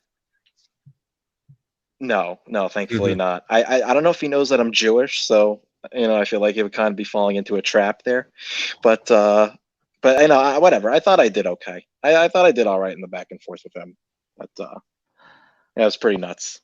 It was good though. You should check out the stream later if you want. Like I know, like you're calm and collected, but I know that like below the surface, you must have been seething. Like you must have just been like, "Oh my God." I keep my cool, but no, there was one comment that he brought up that I was like, oh come on. No, he brought up Saddam's literacy programs in the 70s, and that's when I was like, oh come on, you're gonna do that shit with me now. I mean, like I said, it's very hard to get me pissed off, but Oh dear. Oh man, I wanted to mention... Oh yeah, no, I just wanted to mention a meme before I forgot about it. Mitzi was in the chat earlier, saying what I guess their brother was saying or whatever, and after Reese, we lost the audio connection with Reese. Apparently, Mitzi's brother said, "Oh, why couldn't we lose the audio connection with Kevin?" Well, that's just mean. That's rude. No, but apparently he's not a fan of me very much. So. Well, he doesn't. Why is he watching that? Well, I mean, I gotta ask that to Mel I was gonna say Millsrow. I meant Meisner, but honestly, they're like the same dude at this point. But I was gonna bring up this point earlier, but okay, so I remember the post in question where they were going after you, Alex R, Richard Schmidt, and whoever. But like, why haven't these people touched Rightus Bison? Oh, like he's a supposed he's a supposed interventionist. Why aren't they criticizing him? Why aren't they talking about him? Very, very oddly silent on this guy. That guy. I see him like literal, retweet that you. guy is a literal Nazi, man. Like, yes, he is. That guy. He retweets me all the time, and he never responds to me after I respond to him. Reese, Mitzi says that I use Kevin to drive him out of the room. Finally, you have a use, Kevin. Oh man, that's mean. Oh man, that Rightus Bison guy, like I'm sure that he thinks, like, we all know what he probably is like. He's probably like some middle-aged white fuck, yeah. and he's got his guns and he has his MAGA hat. And like, he probably thinks that he's like masculinity defined, and he's hot shit. Yeah. This guy is such a pussy. Like he'll harass me, and then I'll respond to him, and he never once has responded back after that. Like he runs like a little bitch. Unbelievable. Yeah. I saw the thing that I saw that he retweeted your tweet about Holocaust Remembrance Day, and he was like, "Oh, why do we need to keep hearing about it? It's like you're just blaming all the white people." It's like, what the fuck are you even talking about? Like, who's blaming white people for the Holocaust? Look, like, if you criticize anyone who happens to be white, clearly you're saying whites are evil. And the Germans were very white. Yeah, they were pretty white. Pretty white. Like it's a comical way of thinking, because my post was so innocuous. It was basically just like, here we are, Holocaust Remembrance Day, standing in solidarity. It was it was a by the numbers tweet. Like a million other people put out similar tweets to that, but like he hones in on mine, like, oh, ragging on the evil whites. Oh, did the Jews really need another special day? It's like, dude, like, no, he literally said that. Like, what is wrong with you? Like, what happened to this guy? What happened in your life to He make got you like turned those. down. He got turned down by a Jewish girl in high school. Well, I'm glad that we all have to suffer the results of that to this day. Oh man, American Madhouse Henry is in the chat saying, "I need to talk to Bison." Oh Man. God. Oh man. I liked people in the thread. I think it was on the most recent encounter, but people were like, they were memeing on him, trying to compare him to M. Bison from Street Fighter. And I was like, no, M. Bison is way too cool. Like, well, let's not. That would be a step up for this guy. Can't call him M. Bison. He needs a shittier nickname. We've got W.R. Winter in the chat who says, "What's the loss of some human life compared to those rockin' literacy rates, bro?" Oh yeah. Clearly, that's the relevant detail of Saddam's rule. His literacy programs. His literacy rates, dude. Like, did they not understand? Did they not learn anything from the Castro fiasco? No, they clearly didn't. They learned not a thing. After North Korea, if we did ever liberate North Korea and liberated all the gulags there and the emaciated people and the corpses and everything, they would say, "Yeah, but I bet you didn't know that under Kim Jong-il, every single person in the country was able to write the name Kim Il Sung, which that's how they measure literacy there, is if you can write the name Kim Il Sung." So, yeah, they don't even stop a moment to consider why people are taught to read and write in a society like this. It's not like so you can go to the library and read whatever the fuck you want. No, if you're reading, if the dear leader teaches you how to read, it's to read his memos and his proclamations. It's not to read at your leisure. Reese, that's not true, because you can go to the Grand Library of the People in Pyongyang and you can literally read whatever you want. You can read On the Art of Cinema by Kim Jong-il. You can read, in many of the tomes by Kim Jong-il. You can read the political My favorite writer of Kim Il Sung. You can read all about Juche. Yeah, you can read On the Juche Idea by Kim Il Sung. There are thousands of books by the great marshals that you can read there. I mean, I have to ask Mike. So you were just talking to Mills Road. Did he seem sniffly by chance? Do you think that he's heartbroken over the potential death of Kim Jong-un? Oh, I thought you were going to ask me if he has the COVID. The COVID. I was going to say, did he sound? No, we didn't get into interesting. That. No, we didn't get into the North Korea stuff because we were talking about third parties, and then it just went down the whole foreign policy. Like we were jumping from Syria to Iraq to Iran. It was a freaking mess. Like it wasn't so in our conversation with him, he was the guy who was like, we need to cement down one topic so you can't gish gallop. We need to make sure that we're talking about only one thing, and if you deviate from that to make another point, the conversation is over. But it sounds like he didn't. Was he not like that tonight? Was he talking about a lot of different countries? Yeah, we ended up talking about like a lot. We got that like China for a while, like China's foreign policy. It was all over the place. Oh, and then, I pity you. I really do. Yeah, we got into like some. What is this? Oh, yeah. We gotta. There you go. This is Millsboro right here. This is Millsboro. You know what was funny was and this is kind of unrelated, but I put out a recent post on Twitter about the future I see of American populism being something more along the lines of what the views that Tucker Carlson figure would espouse, the economics moving more to the left and the social views leaning more to the right, and just becoming more extreme over time. And I found it ironic because someone they posted to me today like, oh, you need to look up this thing called third positionism, which I hadn't heard of in a while. Like I hadn't really looked into it, but what I found interesting. So if they don't know about this was kind of a political mindset that rose post World War II during the Cold War. It was people who didn't side with the capitalists or the communists, and they were very much defined by reactionary right-wing views on social issues and more leftist economics. And I was like, well, that's just uncanny because we're seeing a repeat of that kind of mindset now. Like and I mean, really, if you're living during the Cold War and you can't decide between the capitalists and the communists, you're a moron, really.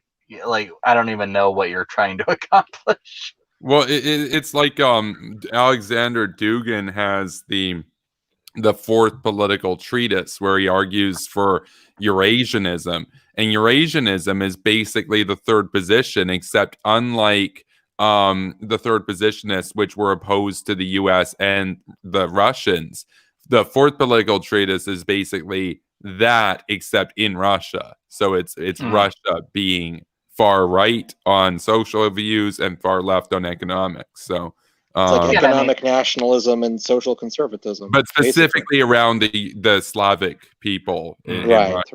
Yeah.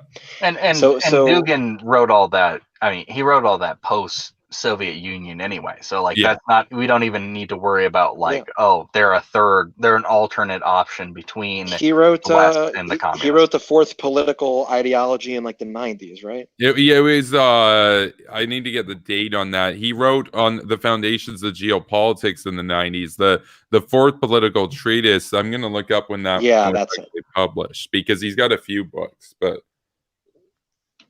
I'm curious what the speculation was earlier in the stream regarding Kim Jong-un. Oh, it was 2009, the fourth political theory by 2000. Oh, wow, okay. But much more recent. Geopolitics came out like a decade right. Foundations of geopolitics. That's what informed between that and their foreign policy, going basically back even before Putin, almost. So Yeah, our speculation on Un was very it's very much what everyone else is saying. Like, we just don't know. Like, it's the information is so conflicting, coming from so many different sources. We predict that something has happened. There's been some sort of medical mishap, but whether he's vegetative right now, whether he's dead, it's really anyone's guess. Yeah, that's the problem. Is there's such a limited amount of information that can like get out of the country, and it's like it's hard to tell like what's reliable and what's not. Because I saw a couple of things from like Reuters that said that that like South Korean sources had said that he was fine and he was planning on making a public appearance like pretty soon. And then all of a sudden today, I read like that Chinese that from that Weibo app or whatever, that news app that said that he was in a vegetative state. Yeah, he's a vegetative state. Honestly, at this point, there's more of an incentive for South Korean sources to make the regime look better than even the Chinese, because the South Korean government wants to get along with North Korea even more than Xi Jinping does. So we've got. I mean, he's definitely not well. I would imagine he's definitely not well, because if he's not making public appearances at all these really important events, and then apparently I read a report that said that North Korea was moving around. What's it called? Anthony Roberto probably has a better handle on this stuff, but that they were moving around like some missiles or something, and that South Korea increased its DEFCON level. Yeah, that's true. That actually happened. I forgot to get to that earlier. That's a recent development for sure. Yeah. I just want to go to this comment in the chat by Kirk Wilcox here. He says, "There are no billionaires in North Korea. Policy success." Well, the funny thing is, there is one billionaire, and he might be in a vegetative state right now. Of course, Kim Jong-un has about $15 billion net worth. So hey, redistribute the wealth, man. Redistribute the wealth. That's it. It looks. Go ahead. It looks like Henry wants to come on, so you could link him, Kevin, if you want. Yeah, we are going to keep the chat or the stream around the 2-hour mark tonight. That was the only. Yeah, no. If you're gonna be doing these every day, we can't go as long as we did last night. Dude, that cannot be like the norm, man. That was an interesting. It was eventful though. There was a lot to deal with. There was a lot to deal with. We had 3 separate raids. We had the I left around like we had, of course, the grapers that came in, and then we had the Doxer gang that came in, and they all kind of blended together. Like you really couldn't tell them apart too much. And tonight, of course, we were graced by the presence of the dork, little Dylan Meisner. So that Oh my happened. God, I left that stream last night about like around the hour and a half mark or so, Oh man, and then I saw stuff just got like totally insane. Like Yeah. it got it was insane, already man. crazy. Like Because once I left. K9 came on, and things went to shit basically. So Yeah, that was he a shit the bed, poor. man. He shit the bed on socialism, man. It was a poor showing from him for sure, and disappointing to say the least. I mean, it was the sort of thing that I got to keep it real. I was very skeptical about having him on. I'm like, oh, this is going to turn into some stuff about the Iraq war or whatever. But he came on and he was pretty polite and he was pretty reasonable. And then somehow we got onto communism versus Nazism. And he's like, well, at least Stalin was trying to get people to work together. Basically, I don't want to put words in his mouth, but at No, least he the said that. communists. Yeah, he did say that though, literally. So, hello, Henry.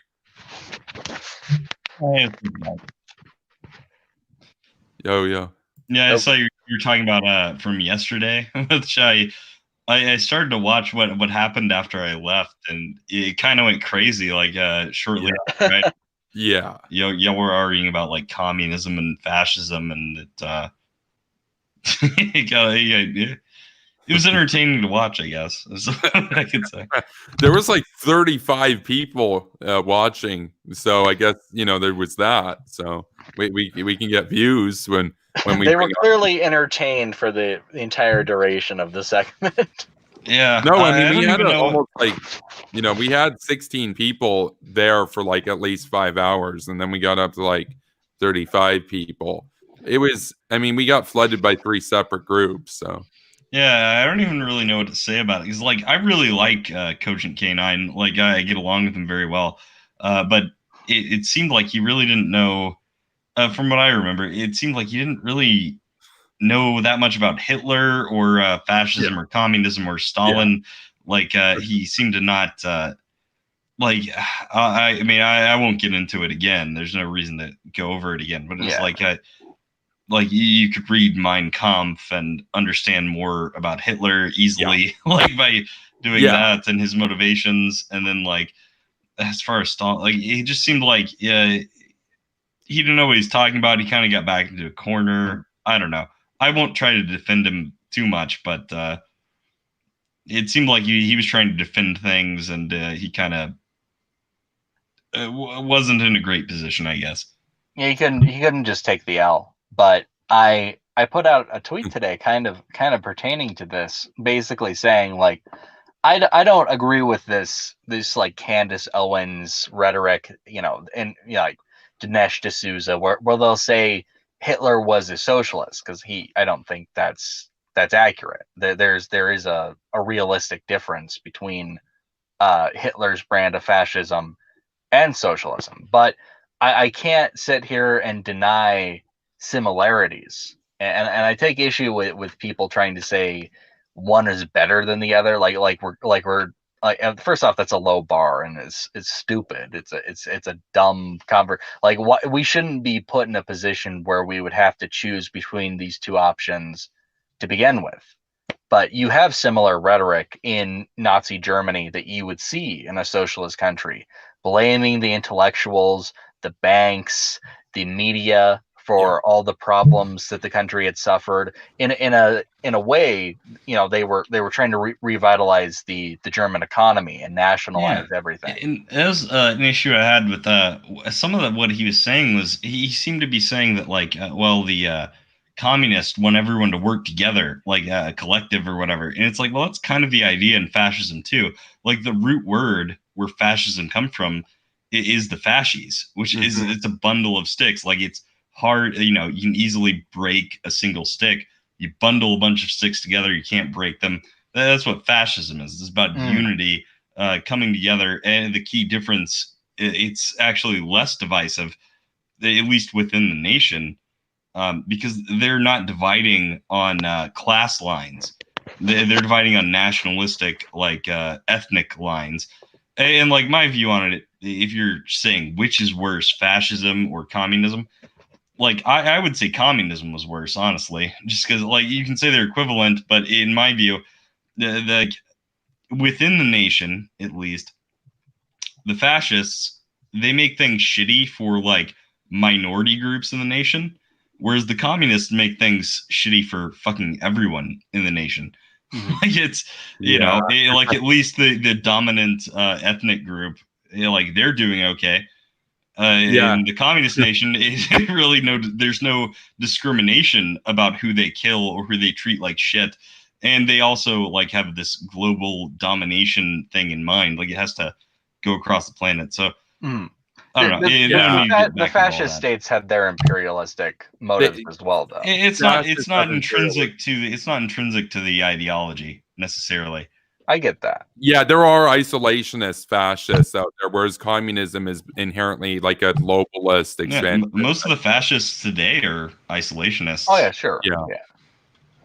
I get that. I think the fascists that I knew in high school would say things like, well, the communists, they kill their own. The fascists kill the enemy, basically, was their thing. And you had fascists at your high school? Oh, for sure. Holy shit. We were talking about a pretty funny one earlier. Well, that guy those guys didn't know each other. Like there were two separate groups. There was like the brainlet Nazi, and then there were like actual intellectual fascists. I found both of them interesting to talk to. Obviously, I don't agree with their worldview or anything, but it's interesting to see where people get their perspectives from. And yeah, of course the big elephant in the room with the line about how, well, fascists don't kill their own and communists do is, of course, well, their definition of who's their own means that they wind up killing a lot of people in their own country anyway. So, Here's a great comment. Another word for a bundle of sticks is blank. Oh no! Well, I almost said it, but I remembered I'm on Kevin's channel, so I can't say it. Yeah, go to American Madhouse for that. Yeah, we can't say that word here. We can swear and stuff, but we can't say that word. There's a few words. Yeah, no slurs. Yeah. Damn it. I have to ask, because I think, Henry, you came from watching the Mills Row stream, and maybe you were in it a little bit. I was in it. Did he mention Kevin or myself? Did he obsess over? Well, yeah, he mentioned Kevin. He was blaming me for like platforming Kevin and agreeing with Kevin on everything. What? That was the big point of. I know, and I tried to explain that to him. He was like, "Oh, well, you sit there and Kevin says these crazy things, and you just let him say this shit." And I was like, "Well, I don't call Kevin out for the things you disagree with Kevin about. I call him out for the things I disagree with him on, and I do it frequently. Like this has been a frequent thing with me and Kevin where we've argued on this shit, and like that triggered me probably more than anything. Like I went off on that dude, and I apologized also to Progressive Apostate and to Jaeger because I kind of went off on their stream on Mills Row, and I made a shit show out of it. So I apologize for that, and I apologize again. Yeah, no, I didn't mean to do that. I actually appreciated you coming in, Henry, because I needed I needed somebody to put this guy in his place. Honestly, you needed a wrecking ball. I feel bad because you and Jaeger were on, and you had a clear topic you wanted to talk about, third parties, and you had all of this. You'd done research for this. You'd looked into things, and it's like, how does Mills Row even get in? I guess, do whatever you want with the stream, but I mean, surely, I'm assuming Jaeger let him in, but he has to know that was the death note for that stream. Stream is unsalvageable. The first hour and a half, that's pretty solid content. The rest you can watch if you want, but it kind of turns into a shit show. Oh man, we got a comment here from Mitzi. I just want to get to. It's kind of memey. Mitzi writes, Breezy, only you and Kevin mention you and Kevin, except when I mention you and Kevin mentioning you and Kevin. And what I find funny about this is like, yeah, that's a bit of a meme. Like we have big egos. That's the big meme. It's like, watch your ego. That's a meme now. But if you check out Globe Twitter, that's patently untrue. They're fucking obsessed with us. So, you know. Oh yeah, no. Like I wish they wouldn't. I wish people wouldn't talk about me. Like I don't enjoy it. Maybe if it was someone cool talking about me, that'd be different. But Yeah, it's always people like Millsrow or Ritus Bison. Like those are the people who talk about me. It's like not, it's not anyone I want. It's dorks. Like it's like Meisners and the Lizzes and stuff. And it's like I want John Bolton to talk about me, you know? Like why can't I get that follow from Bill Crystal? Come on. Yeah, when what are you doing, bro? Bill Crystal, okay, like that's the thing. At least he unfollowed Liz, but at some point, like that would be dope if he followed me. But you know, that would be dope. Well, he'll never follow Cringe Castley. Get it right. No, he'll never follow Cringe Castley because people are going to be like, they'll say to him like, "Well, have you seen this other neocon account? You could follow him. That might like boost up his presence." And he'll be like, "That's Cringe Castley. Meisner told me he's cringe." Like I don't know, man. I don't know. I mean, I guess he doesn't hang around those people anymore on Twitter, but you know, I mean, I guess it's kind of a meme. It's kind of a meme. I remember when he followed Liz, she like screenshotted it and stuff and everything, and I'm almost certain that, like, as you say, Reese, he probably didn't pay too much attention to their drams, but you never know. You never know. I mean, I get the sense that he's somebody who definitely keeps up with online stuff a lot more now after he realized how much Putin was able to use the divisions online to undermine American democracy and stuff. So, you know, I really doubt he saw anything, and I doubt he probably like saw one thing he agreed with her on, liked it, followed her, and probably didn't think about her ever again after that. Like I don't know how many accounts he follows, but he actually has, you know, he gets into conversations even on Twitter with people who fucking matter. Like not her, not some girl with what 2,000, 3,000 subs or whatever. No. Oh yeah, he's following 5,000 people. So there you go. Yeah, no, like he's talking with other check marks. He doesn't care about her. It's like he's following as many people as she has followers, and he has 100 times as many followers. He's got like 600,000. So, which is, by the way, that's crazy. Like, imagine having 600,000 followers, or like 100,000, even 100,000 followers. Like when we was boomers had 100,000 followers, I'm like, how can this thing have 100,000 followers? But apparently 100,000 people. Yeah, I wouldn't want that many. I wouldn't want that many. I like having like a relatively low profile, honestly. Yeah. Oh yeah, man, same. You guys watch your egos, I guess. You guys watch your egos. We just well, yeah, I get that like the money thing could be a motivator there, but like also the exposure is just so like I wouldn't want that much attention, man. Like it's creepy. You don't know who these people are. How many people are watching this right now? One of them is probably like a middle-aged, overweight man that's just jerking off to our voices. It's like it's disturbing to think about. I'm hoping multiply it's that. Multiply that by like thousands. I mean, like how many of them do you get then? You know, it's creepy. It's creepy to think about this. Well, right. if you're masturbating, put F in the chat. That's all I have to say. Oh man. Oh, now everyone's gonna spam the chat. Moment of truth. Moment of truth. Oh man. Reveal yourselves. Oh, we have Dr. Oh, I just want to go to a comment. I just want to go to a comment from Zaus here. We have Zaus. He says, at Nightmare Fuel, Millsrow was in Steve McRae's chat asking about you last week. Say, debate me, bro. Was he really? Well, I don't even keep up with Steve McRae anymore. It's not we've had like limited interactions. We talked one time. That's hilarious to me. Steve McRae and I had on like the non sequitur show. Yeah, which isn't even a show anymore. They split up. But like, right. So I've talked to this dude one time. We had one stream, and Millsrow's hounding this guy like, you can connect me with Nightmare Fuel, right? You know, I don't want to appear desperate, but I really would like another chance at talking to him. I think our last conversation got cut short. Like, no, dude, you're No, I have much better things to do. He's probably watching right now. Honestly, he's probably watching right He's now. probably the one masturbating, you fucking weirdo. Yeah, and he hasn't pressed F yet because he doesn't want us to know that he's here so he can get blocked. But To be fair, our voices are all silky smooth. Oh yes, that's so funny. If that's actually true, he's harassing Steve McRae to hook him up with a debate with me.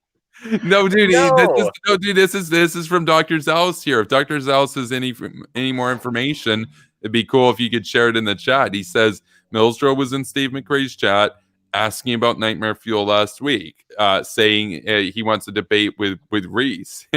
What's funny to me is back when I was in like back when Non Sequitur Show was a thing and I was in contact with them, they and I didn't even seek this out, but they tried to set up a couple of debates for me with people who are not Millsrow, people who actually are important and are known entities. They tried to set me up to debate Rachel Oates.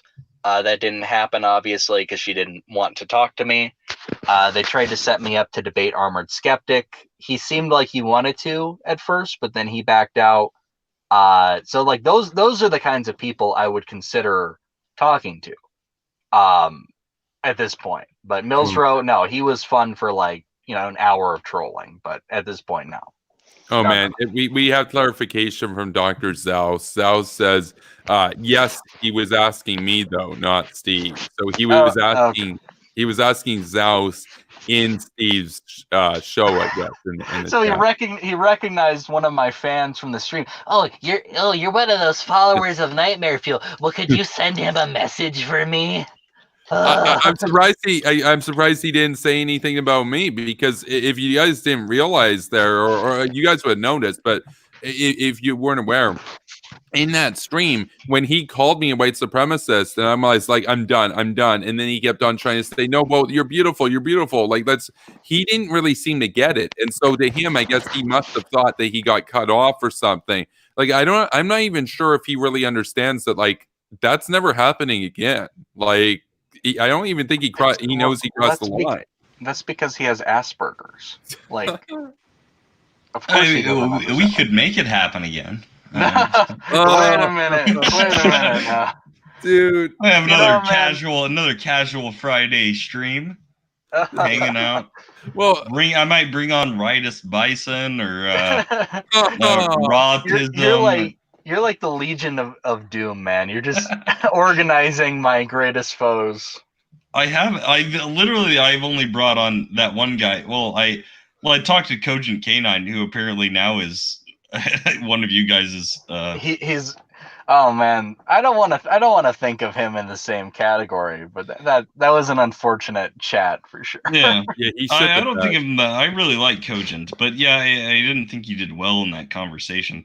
No, I mean, like, I talked to him, and we talked about morality, and no, it was a fine conversation, I thought. Yeah, no, with Cogent, like, you get people, and this is kind of a similar thing with religion. This is what, I think Hitchens used to say this a lot. Like, basically, religion can take these perfectly fine, stable people and make them do insane mental gymnastics. And you look at someone you once respected, and you're like, what are you doing? Like, this is so beneath you. And I think that far leftism can have a similar effect. I mean, this is the kind of rhetoric that gets circulated in those circles that, socialism is so, it's just so normalized that how could we possibly be worried about it? To be worried about socialism is a right-wing talking point to them, because socialism is just part of the everyday life of an American. Apparently, that's what they believe. It's all in an attempt to own Republicans, because they're like, oh yeah, these Republicans are concerned over socialism, but well, look at you love the military. The military is socialism. So got them. Gotcha. And that's what they unironically believe. I mean, I've seen this kind of rhetoric for years, and it's always made me like cringe, because it's not what you want to be associated with. It's a bunch of low IQ takes from people who don't actually know what socialism is. I just want to go to another comment by Dr. Zaus. He says, at Superpower Broadcasting, dude, Of course he was talking about you too. Lol. So because Reese asked if he was talking about Reese, and so he's like, oh yeah, he was talking about Reese. I guess he just kind of Zaus must have just assumed obviously he was talking about me too. I seem to remember in our conversation with him, I accused him of being obsessed with us, and he denied it. He said, "Oh, you think that like I talk about other people too? Like I ask other people for debates." Oh, really? Interesting. Why are you asking about me specifically in this unrelated chat for a debate? Like He was bragging about that. He was bragging about challenging all of the followers of Nick Fuentes to a debate, and it's like. Yeah, Apparently, that sounds like a great use of someone's time. They agree on foreign policy. Like that's what's funny to me is like they literally have the exact same foreign policy. So their whole thing is just going to be, we're going to have Mills-Rowe calling them racist, which they are, and then they're going to call him like a soy boy or something, which he is, and like that's the debate. Mills-Rowe calling someone racist doesn't mean anything because he calls everyone racist. And that's true. It means nothing coming from him. He never called me a racist. Well, he will. Don't worry. Maybe he did. I don't remember, but I don't think he did. I think it's about time you got put on an alt-right list, my friend. If he saw your old channel, American Empire, he would definitely. Oh say God, yeah. He would say you want to bomb brown people. That's what he would say. Yeah, I like how he got on your case. Like, oh, you're taking Kevin's side. Well, if we're talking about a lot of these issues, yeah, that was fucking weird to me. And I understand because he obviously doesn't watch any of the streams because like I've argued very publicly with Kevin. Like we've gotten into like arguments and debates. And even more so privately, like it's even been worse. Like what was it, like 2 weeks we met each other, Kevin, and I was like going off on you about Antifa or something. Well, no, but you were right on that though. You got to remember, I was. Oh yeah, well yeah, you conceded it or whatever, but no, I even did a video on that. I said I was wrong. I was doing Antifa apologetics. I had been watching Young Turks for like 10 years nonstop, and it seeps into your brain that perspective, man. So, we definitely confronted you on that. Like everyone. That's the shit though. That's what gets to me is like someone like that is just like, oh, you just talk to Kevin, like, and he brought it up multiple times. He's like, oh, well, you're friends with this guy who has a name called Superpower Broadcasting, and I was like, what the fuck are you talking about? like I don't like if he says something I disagree with, you think I don't say it? Like I do it more than you would even fucking realize. And he was like talking about the stream when I had Kevin on. I was like, oh, well, I'm sorry, dude. I didn't disagree with him on the things you disagree with him with. And I'm getting obviously frustrated again because like I fucking went off on that dude. It's like the last stream all over again. It is almost, and I'm not gonna. And now you feel our pain, basically. I lost my mind on that, and I've already said I apologize for doing it because I went off on that. I made a shit show out of that stream, and I apologize again. Do it. Man. I like the comment. Henry has bombed brown people. You're the brown bomber. Oh man. No, we've also got a comment in here from Natalie Avalon because we were talking about how Mills-Rowe was trying to challenge Nick Fuentes and all this. She says Nick Fuentes the dumpster fuego. Of course, that's like I can't get over the meme. I can't get over the meme. You guys can talk. I'm gonna try to find the meme of Nick Fuentes wearing the sombrero, speaking in Spanish about how America is only for the whites. I'm gonna find the meme. Somebody should make some new memes using his TikTok where he's in front of all the groipers. Oh my god, that was the cringiest shit I've ever seen. Well, He's standing with his arms folded in front of the groiper army. Liz said that she found it hot. So yeah. Maybe it's the beard. It's kind of like with Ted Cruz because, like, I guess you grow a beard and there's a certain subset of women that are just like, oh my god, how manly. And it's just like, that's clearly like a quarantine beard. That's like a I don't give a fuck beard. That's not a manly beard. Yeah, it's a COVID-y beard, dude. That's a patchy. a patchy Mexican virgin beard. It's not like a lumberjack beard, okay, guys? I can't wait until Mr. Bong comes back on YouTube. Like I know he's taking a break, but like I mean the Mexican virgin, that's a base meme right there. I mean, oh, absolutely. There was another comment. Oh, let's do it. No, well, I need to download it and then upload it to the overlay so that I can present it. You guys can talk, but it's coming. Get ready there was a comment from Zaus. He said, "It's a shame the Reese v. Fat Greg debate never happened. Would have been great." Oh yeah, absolutely. I would love to see that. It was going to be, from what I heard, we were going to discuss anti-theism. Obviously, I planned to destroy him. Like that was going to be the end of him, but no, he backed out. Pussy. Oh well. I would have been relatively nice to him, I think, but I would have totally destroyed any stupid points he made, for sure. I wouldn't have called him Fat Greg if people were wondering. Look, I'm a douchebag, but I'm not that much of a douchebag. I want to stay on the stream, you know. Oh man, I want to see someone debate Kyle on this stuff. Yeah, that's not. He'll never do that, but. Oh well. So to the title of the stream says, "Is Kim Jong-un dying?" Well, is he? Is he dead? Do we know? we talked about Kim for about maybe 40 minutes of the stream, and then we went into drama and other memes. So you know, as far as we can tell, no one knows definitively yet. According to TMZ, though, he's dead. Well, TMZ, they were the first to break the news about Kobe Bryant's death, right? I don't actually know. TMZ must be ahead of the curve. maybe TMZ they're cursed. So if they say that someone dies, they just die. Like that's just just becomes written in stone. And they're like the Death Note. Yeah. I don't know if y'all already went over this. I think I asked this on Jay's stream the other day. This thing with Kim, like who takes over after he's gone. I'm sure you went over this already. Yeah. Like the candidates are like his sister. He has an older brother who seems to be like, into partying and music or whatever. So he and apparently I didn't know this, but apparently Kim does have kids, but his oldest is like a 10-year-old or something. I heard they're gonna get Dennis Rodman. That would work for me, man. Oh man, it should be an improvement for sure. It would be kind of crazy if it was the sister, though, the first female dictator. That's progress, man. Well, that's what people are telling me.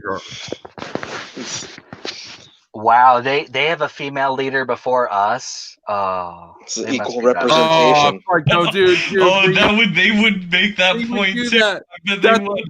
Dude, that's the meme. They would literally do that, dude. You would literally have like Warren stands and stuff out there saying that. Oh my god! People have dug up screenshots from past articles and media takes. I know that they did this during I think the Winter Olympics where she was present, Kim Yo-jong, and basically saying like, oh, look how cool, calm, and collected she is. Look how on top of her game she is. And it's like, yeah, this really is gross. He also uses her as his personal ashtray. Like she made him put out his cigarette at like a train station, and she's like this high up government official. He's like, here, take care of my fucking burnt cigarette and put it out. Like they're very patriarchal over there. So I'd be shocked if she took over. We were theorizing that. We were theorizing that because of the patriarchal bias, if she came into power, she might make some crazy power moves in order to assert her dominance. Like she might purge more people than Kim would normally. Yeah, I think she would be even more brutal than him. No. I think she would be better. I think she would be better, honestly. I disagree. I spent about 20 minutes in the beginning of the stream talking about, if Kim Yo-jong comes to power, that she has two liabilities against her, which are that she's young and that she's a woman. But she has the most powerful asset you can have in that country, which is that she's a Kim and she's groomed to be the great successor. So she also has incentive to liberalize, though. right? No. They are smart. Like the Kim dynasty knows that if they risk liberalization, If she that had could be the end of the but she would regime. have supreme power, right? Yeah, well, there's a reason why Kim Jong-un doesn't liberalize either, because they know they're like the bad guy who knows that they're the bad guy in the movie, and they know they kill the hero instead of letting the hero speak so that his buddies can come and save the day. The Kim dynasty, they know what they're doing. If she comes into power, the regime will be even more consolidated than it ever was before, and there will be a huge purge wave that would make the purges when Kim Jong-un came to power and when Kim Jong-il came to power look like peanuts. Like she's going to do like a great terror and just round up a ton of people and kill them to prove her point. Did you talk about what would happen? Because I thought I didn't realize he had kids, honestly, until I was looking stuff up about it, about the succession. Apparently, he has a 10-year-old son. Do you think it could be that they would put him into like a placeholder sort of a thing, like no. They used to do back in the day where they had like a child emperor. Yeah, they would do that. Maybe they put her into power until he's ready to take over or something like that. Yeah, well, they might do that. They might officially say that that's the reason, but she'll use the opportunity to consolidate power before then, and probably have the son executed, just like how Kim had his brother executed to prevent like a claim to the throne. Basically, I thought wasn't it his uncle that he killed? He killed both. Oh, both. Okay. He had his uncle rounded up, and all the better. Uncle Kim Tek was rounded up on charges of being too close to the Chinese, which was bullshit. He was loyal to the regime, but he was a threat to their power or whatever. So they had him rounded up, and he was executed with an anti-aircraft gun from 100 feet. So his body was pulverized. And then as far as Kim Jong-nam, he was executed at an airport in Kuala Lumpur by a chemical poisoning, basically. Yeah, it just seems strange to me, the idea of like, well, first off, maybe because we've never dealt with a female dictator before, it would be weird. And it also seems weird that like their society is so patriarchal that it's hard for me to imagine they would let that happen. But the thing that's more powerful in their society than patriarchy, it's the name, it's the family, is the Kim cult of personality. When she takes over, like there will not be a military insurrection against her. She will kill people by the thousands or tens of thousands in the first year for sure. But there's never going to be a threat to her legitimacy. She will be the supreme leader. It's as simple as that. So. Yeah, that's what I was thinking, because the Kim dynasty is just like so entrenched into the culture. Like it couldn't just be like some underling in their Politburo or whatever. They don't believe that they have to defecate. They believe that they ascend directly to heaven on death, right? It has to be someone with the bloodline. Like that's clear. Like the contenders I saw, the sister seems like the best. Other than that, the other two was the brother, who's kind of a joke. Like I don't see that happening.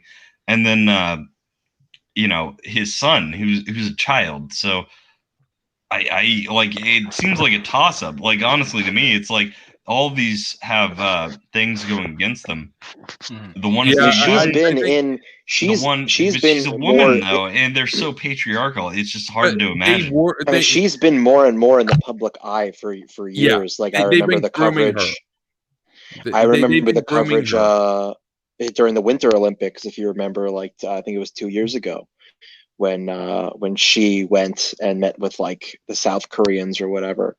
And I think like within the country, she's been kind of promoted. I think she's head of the agitation propaganda department. That's correct. She's high up in the regime. I understand that, but he also treated her like trash from what I saw. But well, the thing is though, they don't do that with anybody that's in the family. Like Kim Jong-il, for example, when he realized that he was close to dying, he had 3 children to choose from. He had Eric Clapton fanboy who's been to like 80 Eric Clapton concerts around the world and travels around the world to go to Eric Clapton. I vote for him. And so he said of him, he's like, oh, he's got no shot at it. He called him effeminate or whatever. And then there was Kim Jong-nam, who literally got caught on a fake passport trying to get into Tokyo Disney World or whatever. So he was out of the running. And Kim Jong Il also said that, you know, he wasn't a fighter or whatever. But then there was always Un, who his father always remembered he was the guy who liked to punch and break things when he was a kid. So he was like, of course he's going to be the one that succeeds. And so he groomed him and had him appear at public ceremonies and stuff. He gave him military titles, and then within a couple years, when Il passed away, he was the great successor. They've been doing the same thing with Yo Jong now, except for a longer time, and I think it's because they've all kind of realized, like, yeah, Kim Jong Un is not going to be a 50-year-long dictator. He has severe cardiovascular problems. We need a successor. So. I mean, he's morbidly obese and he smokes 2 packs a day. Yeah. You think the sister is the obvious choice, and I would agree, except I would think that they would use her as a placeholder until the son is old enough, essentially. But she wouldn't allow that. She would kill the son, though. Like, she would have the son killed. That's a possibility. See, you know, I was even like speculating with a friend of mine that you know, like with the COVID situation going on and his like well-known cardiovascular issues and you know, the smoking problem and whatnot, like it wouldn't surprise me at all if her or like some like people in the regime were behind this. Oh yeah, no, there's enough betrayal there that it's completely believable. Oh yeah, I was saying Kim died of COVID, 100%. Heard it here first, people. I would believe that given the patriarchal nature, the idea was that she would be a placeholder until Un's son. But I think that by that point, she'll have consolidated enough power to just eliminate threats to her. And I mean, like once you go from being an underling to the supreme leader, you're not going to just want to give that back. You're going to want to pull a Hamlet, basically. You could set it up. You could set it up in such a way where he actually is the supreme leader, and she is just in charge. She's in charge of the state. Because that's how they've done it in the past in other places, right? No, but this is North Korea. Where you have these child emperors or whatever. Yeah. Other people manage the affairs of the state, but ultimately, the child is the leader. Like that's happened in Japan, right? That's not the way that the North Korean system works. The North Korean system is a true great leader system. Everything goes through the great leader. The different branches of the military don't get to communicate with each other. It's all handled through the supreme leader. And so they've never had a situation. They never had a situation where the supreme leader was a child. No, and they never will. They never will. Okay, North Korea would never have a child be the acting, like the supreme leader is the supreme leader, and they would never have themselves in an optical position of weakness where the actual leader isn't really acting as the leader. That would make no sense. The nature of the system is that the Kims are you're talking about with the past, it's a unique situation, and so they might have a unique solution for it. But you have to keep in mind that she has influence and power, and they're also very patriarchal. But they also worship the Kims as gods. Like, this is what I'm saying is, like, for all the stuff about the patriarchy and everything, at the end of the day, they venerate the culture, the society, the state venerates Kim Il Sung's wife higher than anybody else except for the 2 sons, basically the son and the grandson. So they're not beyond upholding female figure as the 4th most important figure in their history. So I wouldn't be comfortable making that statement necessarily. I think we'll have to wait and see. We'll see how it plays out. I guess. I mean, we don't even know if he's actually dead. So yeah, we can only hope. We can only hope. Very speculative, but it's important to keep in mind that there have been obviously a lot of female leaders of very misogynistic nations and cultures. It doesn't necessarily, it doesn't change everything overnight. It can happen, and it seems very contradictory and hypocritical and like not even possible, but it does happen.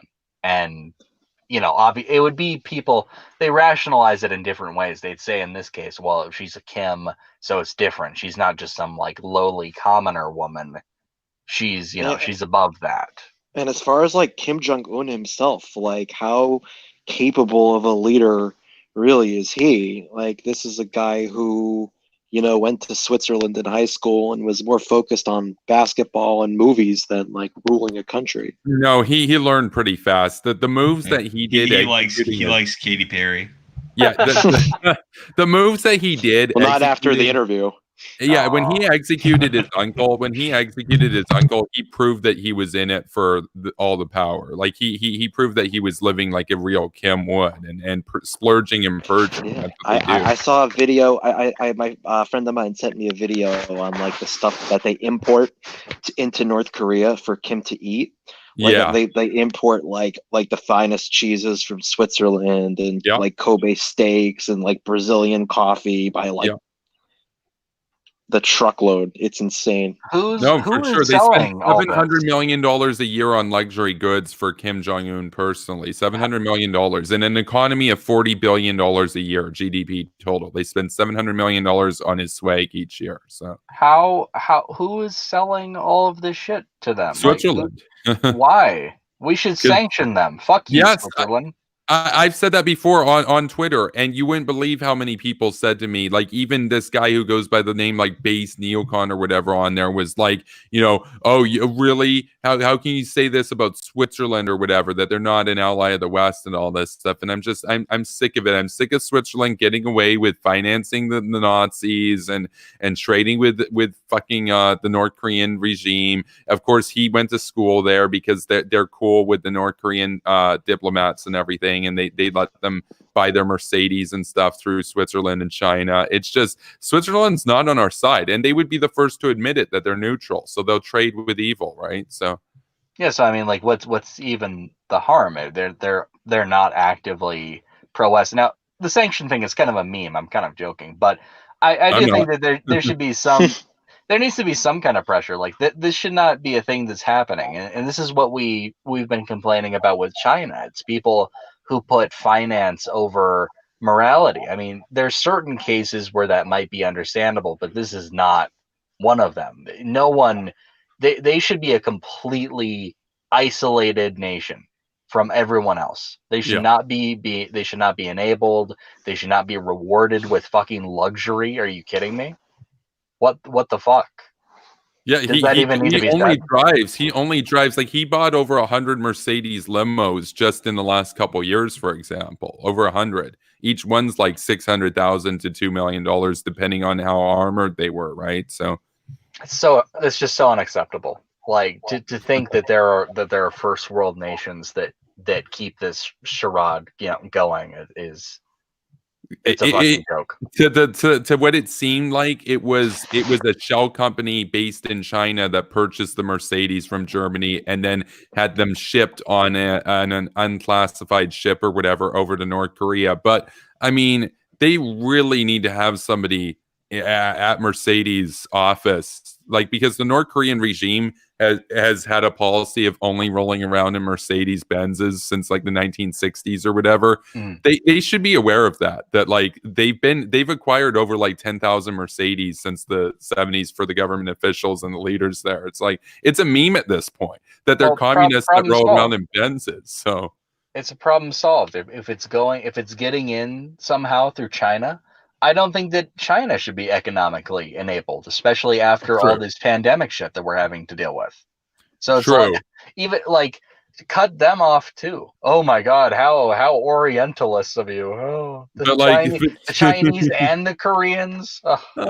Oh man, that I've got a meme for that. I'm going to bring up the meme. I was just going to say though, like Mercedes themselves, almost as certainly never sold the Kim regime the limos and the Benzes and stuff themselves, but what they do is they just sell them to shell companies in China that then ship them to North Korea. This is the meme though, right? Yeah, that's called like incompetent blood money right there. That is not okay. They can so look, apparently they can look the other way. I do have like an update as far as this North Korea stuff. So apparently Kim Jong-un's train was spotted at like some coastal resort. So they're saying that it's evidence that he's still alive. Ah, shit. Or- Damn it. Or they could be trying to just keep up appearances. Keep up appearances, yeah. Right, exactly. I mean, that's the thing. It's like it's such a minor thing because in like in the context of it, they would want to exactly maintain appearances.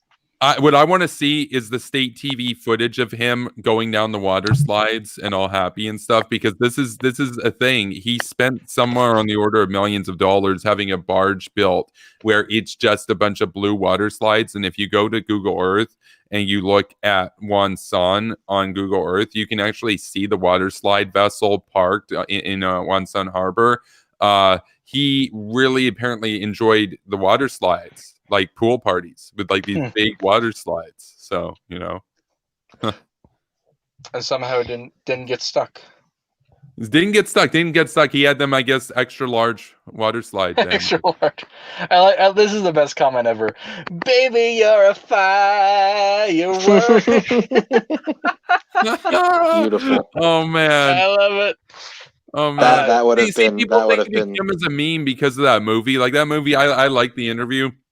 I want to watch it again now. Like I feel in the mood to revisit that one. But the thing if he doesn't die in real life, we can at least watch him die in the movies. But he's become like a meme to the point where people will say, you know, like, oh, but he's like kind of a joke leader or whatever. Like he likes Katy Perry or whatever, without realizing like they were just trying to make fun of him. Like I have no idea. I'm sure he listens to Western music. Obviously, if you listen to Western music, you get executed. But yeah, we know that he like watches porn and shit because the Russians hook him up with his internet access. So you know, so.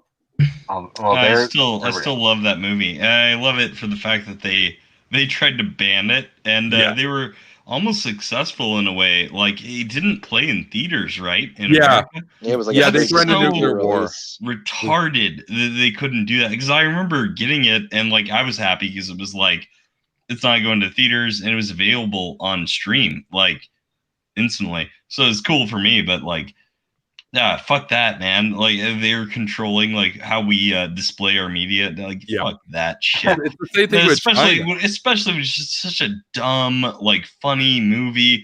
It's fucking Joe Rogan and like you know Kim gets fucking triggered about it. Oh god, they want to kill me. Like fuck that shit.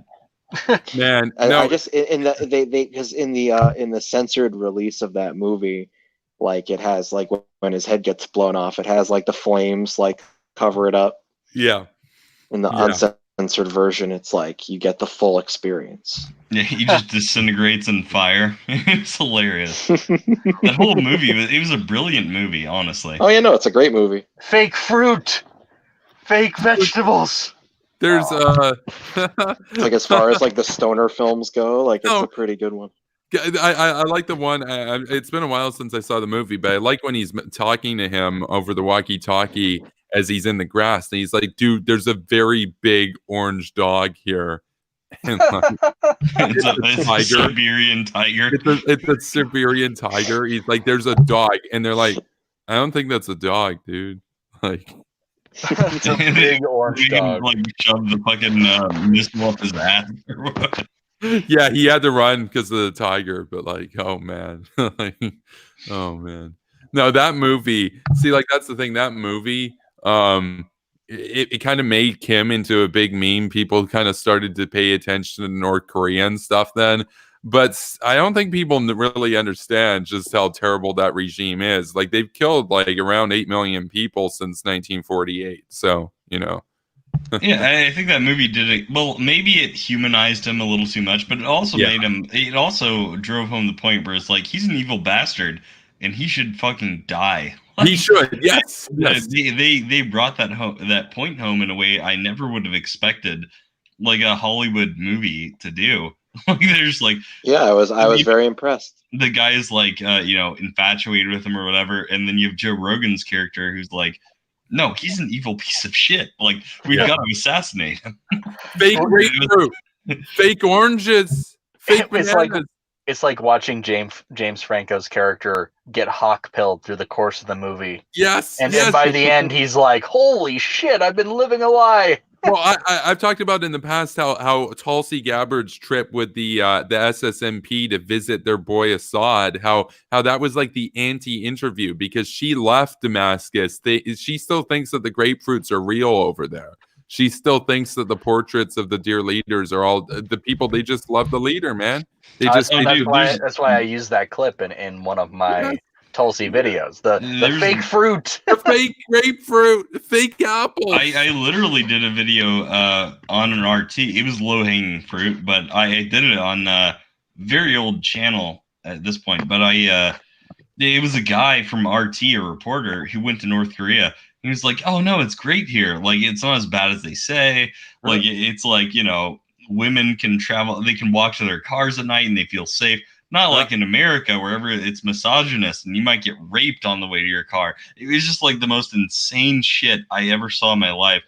It was kind of hilarious, honestly. It just like. Did you see what Hassan Piker had to say about the Kim Jong-un thing? Oh no. Oh yeah, I did. He said that Western leaders were like he said something like he said infinitely worse. Yeah, infinitely worse. Well, oh, did he? I knew he said they were at least as bad. He was like, oh, they're talking all this shit about Kim Jong-un. But he was like, the Western leaders are at least as bad as Kim Jong-un or worse or something. He said they were infinitely worse. Wow. I mean, we shouldn't be. He went like full tanky. We can't be surprised, but I mean, I'm a little surprised. Like how can someone maintain their job other than nepotism and this large following when they say shit like that? And now you're in my position, man. Because remember when I was the one? Yeah, I'm turning into you, man. Remember when I was the one that said, "Oh, he said have a hug ISIS day," and I tried to be like, "Oh, he's not that stupid. That was something stupid he said." And then he said, "America deserved 9/11." I was like, "Oh no, fuck this he guy." means it. And so now I don't question it a bit when Progressive says that he said our leaders are infinitely worse. And I saw the clip. See, I was saying that recently. Like I was like, you know, like I have all these disagreements with the progressives, but something that I would appreciate is just a little bit more policing of the community. Just like keep a couple of these more fringy dudes out. But they got worse.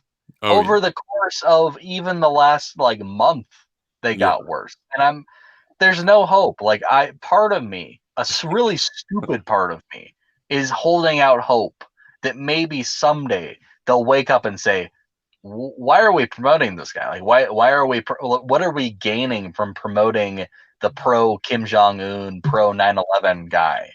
But they're owning the liberals, views and money. They're owning the liberals, Reese. They own the landlords, Reese. They own the kulaks, Reese. Oh yeah, all the bourgeois landlords that Stalin killed. Yeah, like Uncle 6% Jank, who spent $1,000 each vote and got 6%. I wonder. Did you see that Jank? He said he has a 5-year plan. Yes, another socialist with a 5-year plan. What a surprise! He just needs to give up. Like I thought that he was done. I thought he was done with all this shit. Do you guys think that Jank knew? Like, there's like I know that Jank calls himself a capitalist and rejects the term socialist and all this stuff, and that he has personal disagreements with Guantanamo Bay, but of course they're family, so he lets it slide. But do you guys think that he purposefully said he had a 5-year plan as a reference to Stalin, or do you guys think that was just a coinky dink? I couldn't tell you. But I unfortunately suspect a lot of his disagreements with Hassan are mostly optics. Yeah. Yeah, I would say he probably didn't have that in mind, but I don't know. Because it became a meme, right? Like, 5-year plan. Those always work out so well. Yeah, I don't think it was intentional, but I think it's kind of ironic that he's thinking about it in terms of 5-year plans, because I don't think that the Young Turks is necessarily going to be around in 5 years. I think it's very likely that they go under. They got a lot of money, dude. They got like we can always hope, I guess. Oh man.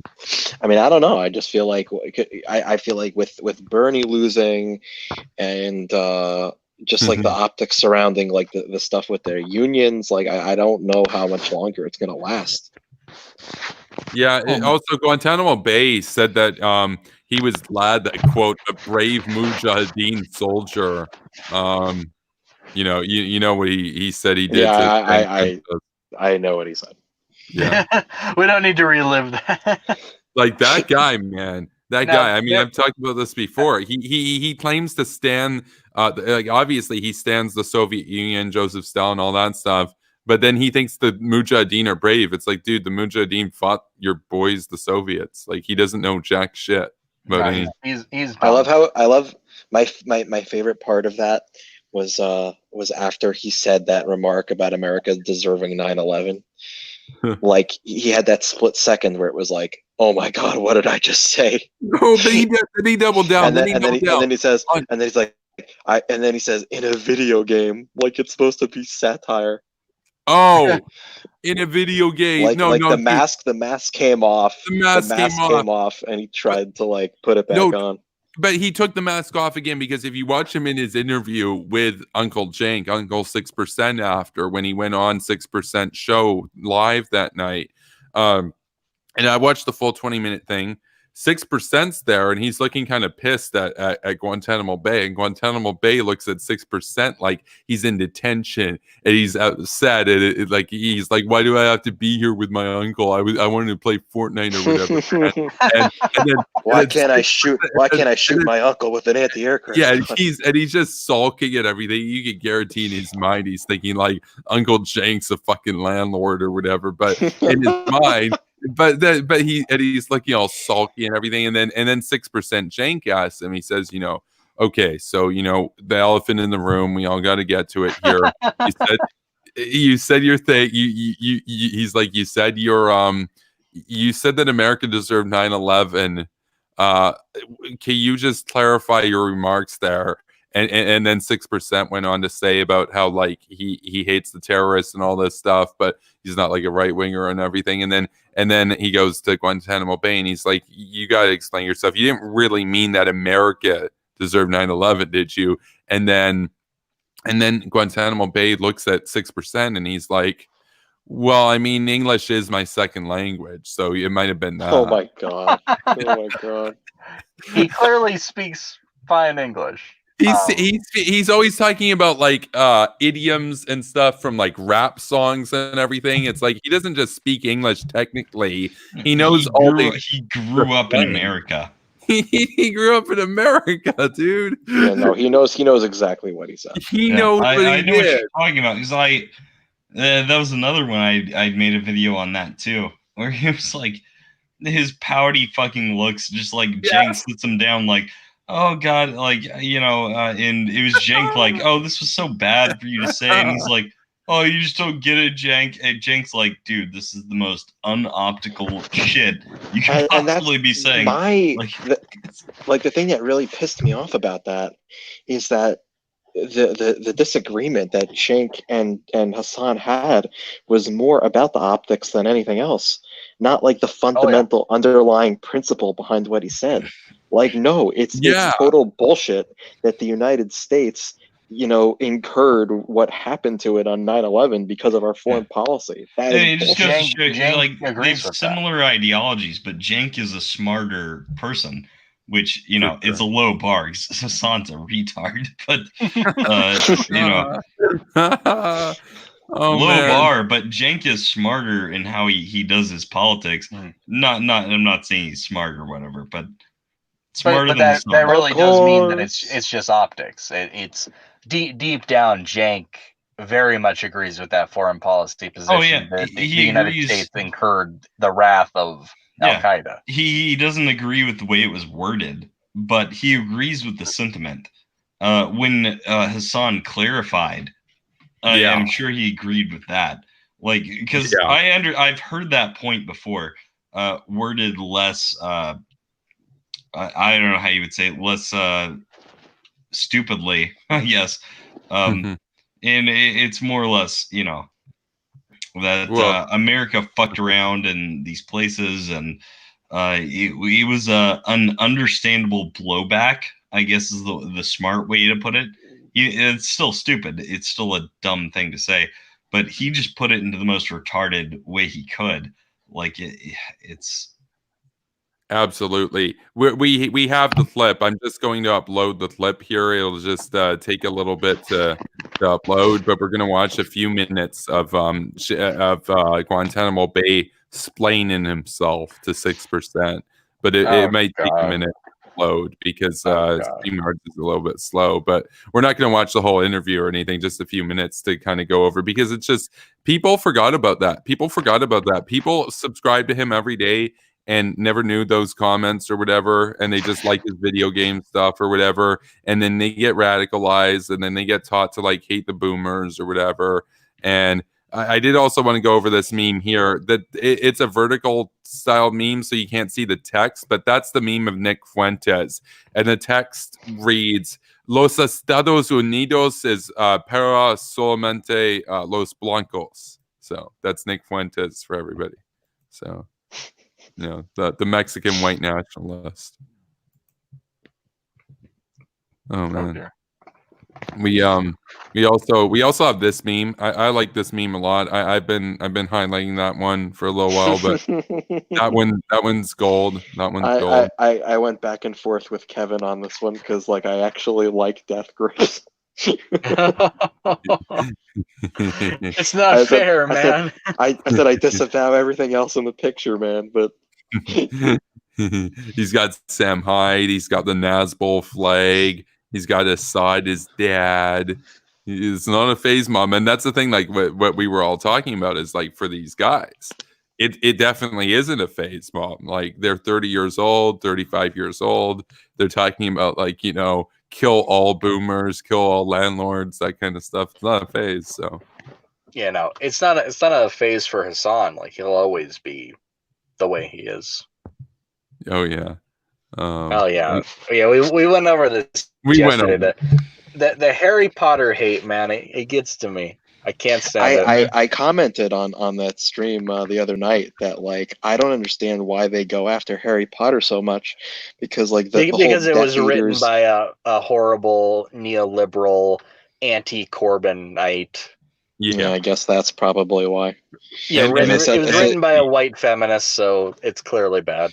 It's like such a central theme of the story is like anti-racism, like the Death Eaters are an allegory for the Nazis and whatever. It's all about anti-fascism, but I get they don't like people other than far leftists espousing anti-fascist ideas. They want to corner that market.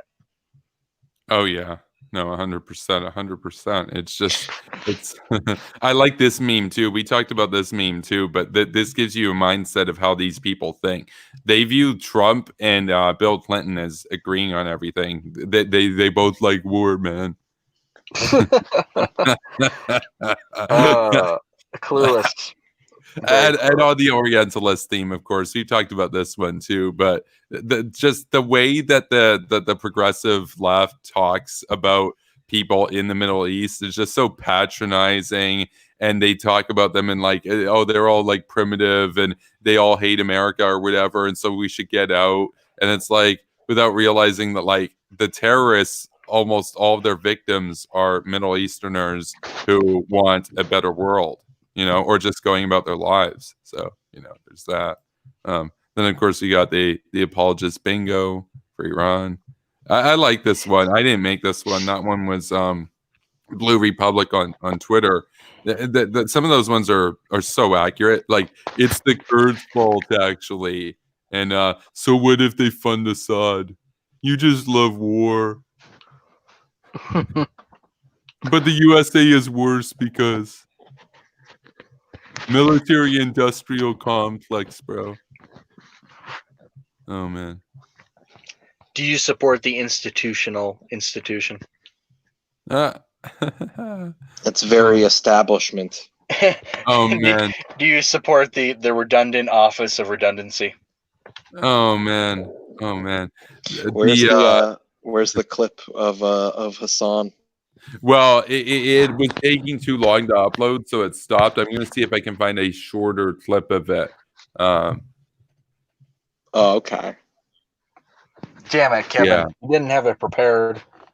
Well, no, I didn't know that we would be talking about. Oh, you know what? I'm not going to be able to find that clip, but we've all kind of gone over it. So, but I apologize to the viewers because I teased that was coming and it won't be. So we're in for a treat. We're going to watch this one. Will take not as long to upload. This one we're going to watch 2 Minutes in Heaven with Hassan Piker. I don't know if you guys have seen this before. This is Oh yeah. this is woke Bay. I have not seen this. Yeah, I haven't You're in for a either. treat. This sounds like a real treat. We're in for a You have treat. no idea. We're in for a fucking treat. We're about to get just a dose of some woke Bay. Just as Love me some woke Bay. some woke People in the Bay. chat felt momentarily spared. They're like, phew, we don't have to listen to Hassan's voice. And now they're like, shit, no. Hey man, I promised them, like one way or another, we're watching some cringe clip from woke Bay. This one is. That sounds like the horrible, torture punishment. Like you need to eat your Brussels sprouts and also watch this terrible video before you leave. No, the I'm table. just imagining like 6% goes down into Guantanamo's Bay room after the 9/11 remarks and says like, "Hey man, you do need to eat the Brussels sprouts after that, like just for a day, bro."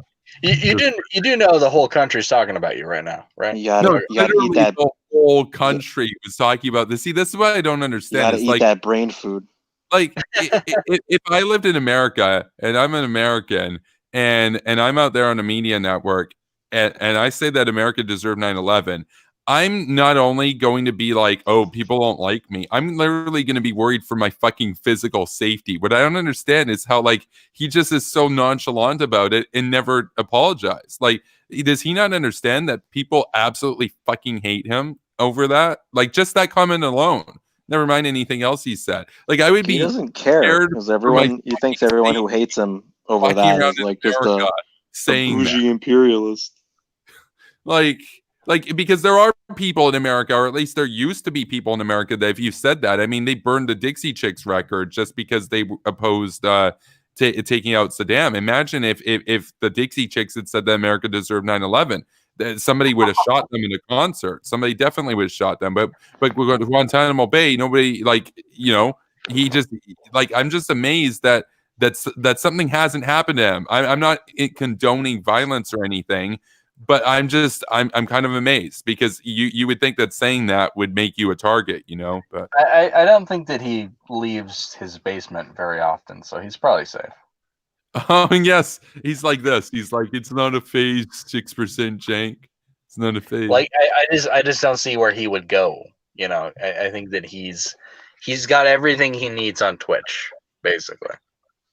Oh, that's actually true. He does have everything there. He's got his video games. He plays his video games and he talks about the communist revolution. What I always find funny about that is like all the games that he plays would never have been invented in a communist system. Like,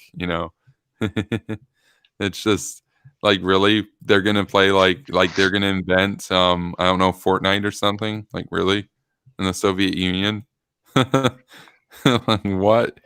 I mean, they'll often make the point about how, well, you can't really criticize people for using the things of society while also being critical of society. Like, that's a meme that they have of like centrist or whatever. But it's like, yeah, but their society that they want never would have invented these things. So it's like, it's a fair criticism. I would have thought that video games would fall under the same category as Harry Potter and all of these things that you don't need. They're not essential. They're a distraction from the Great Revolution. So, I mean, that's what that one chick who was associated with Chapo Trap House was saying. Like, basically, the establishment wants you to watch TV and drink and have sex and be far too inebriated and disconnected from the pulse of society to engage in a true revolution.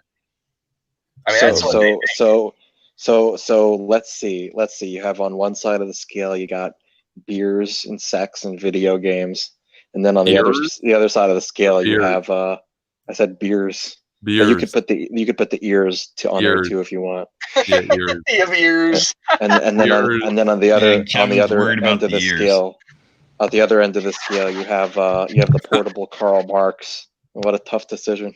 Like I don't want to be the guy who sits here and horseshoe theories everything, but is this really any different than puritanical, like satanic panic motherfuckers? It's not. The war. Oh, I liked Jay- what you Jay said, says- Reese, about I don't remember the context. Maybe it was on Twitter or something. And you're like, can you people just be fucking normal? Like, don't be a communist or a fascist or an anarchist. Just maybe be normal a little bit. It's people who are they are coming to grips with how unimportant they are, and they want to stand out. They want to actually be known for something. They want to be a unique individual. Oh, I know. I'll be part of this like edgy movement, and I like really challenge conventional norms. But no, I mean, you really you look like a moron. Like I'm an alt-right groiper. No, you're just a loser. Like that's what you are. You're not important. You're not special. You're not the master race. No one gives a fuck about you still. Even the people in your own movement don't give a fuck about you. Like you'll get canceled if you stray off script even a little bit. They don't even like the people who are extreme. Like consider somebody as extreme as Richard Spencer, someone as vilified as him. The groypers under Nick Fuentes don't like Richard Spencer.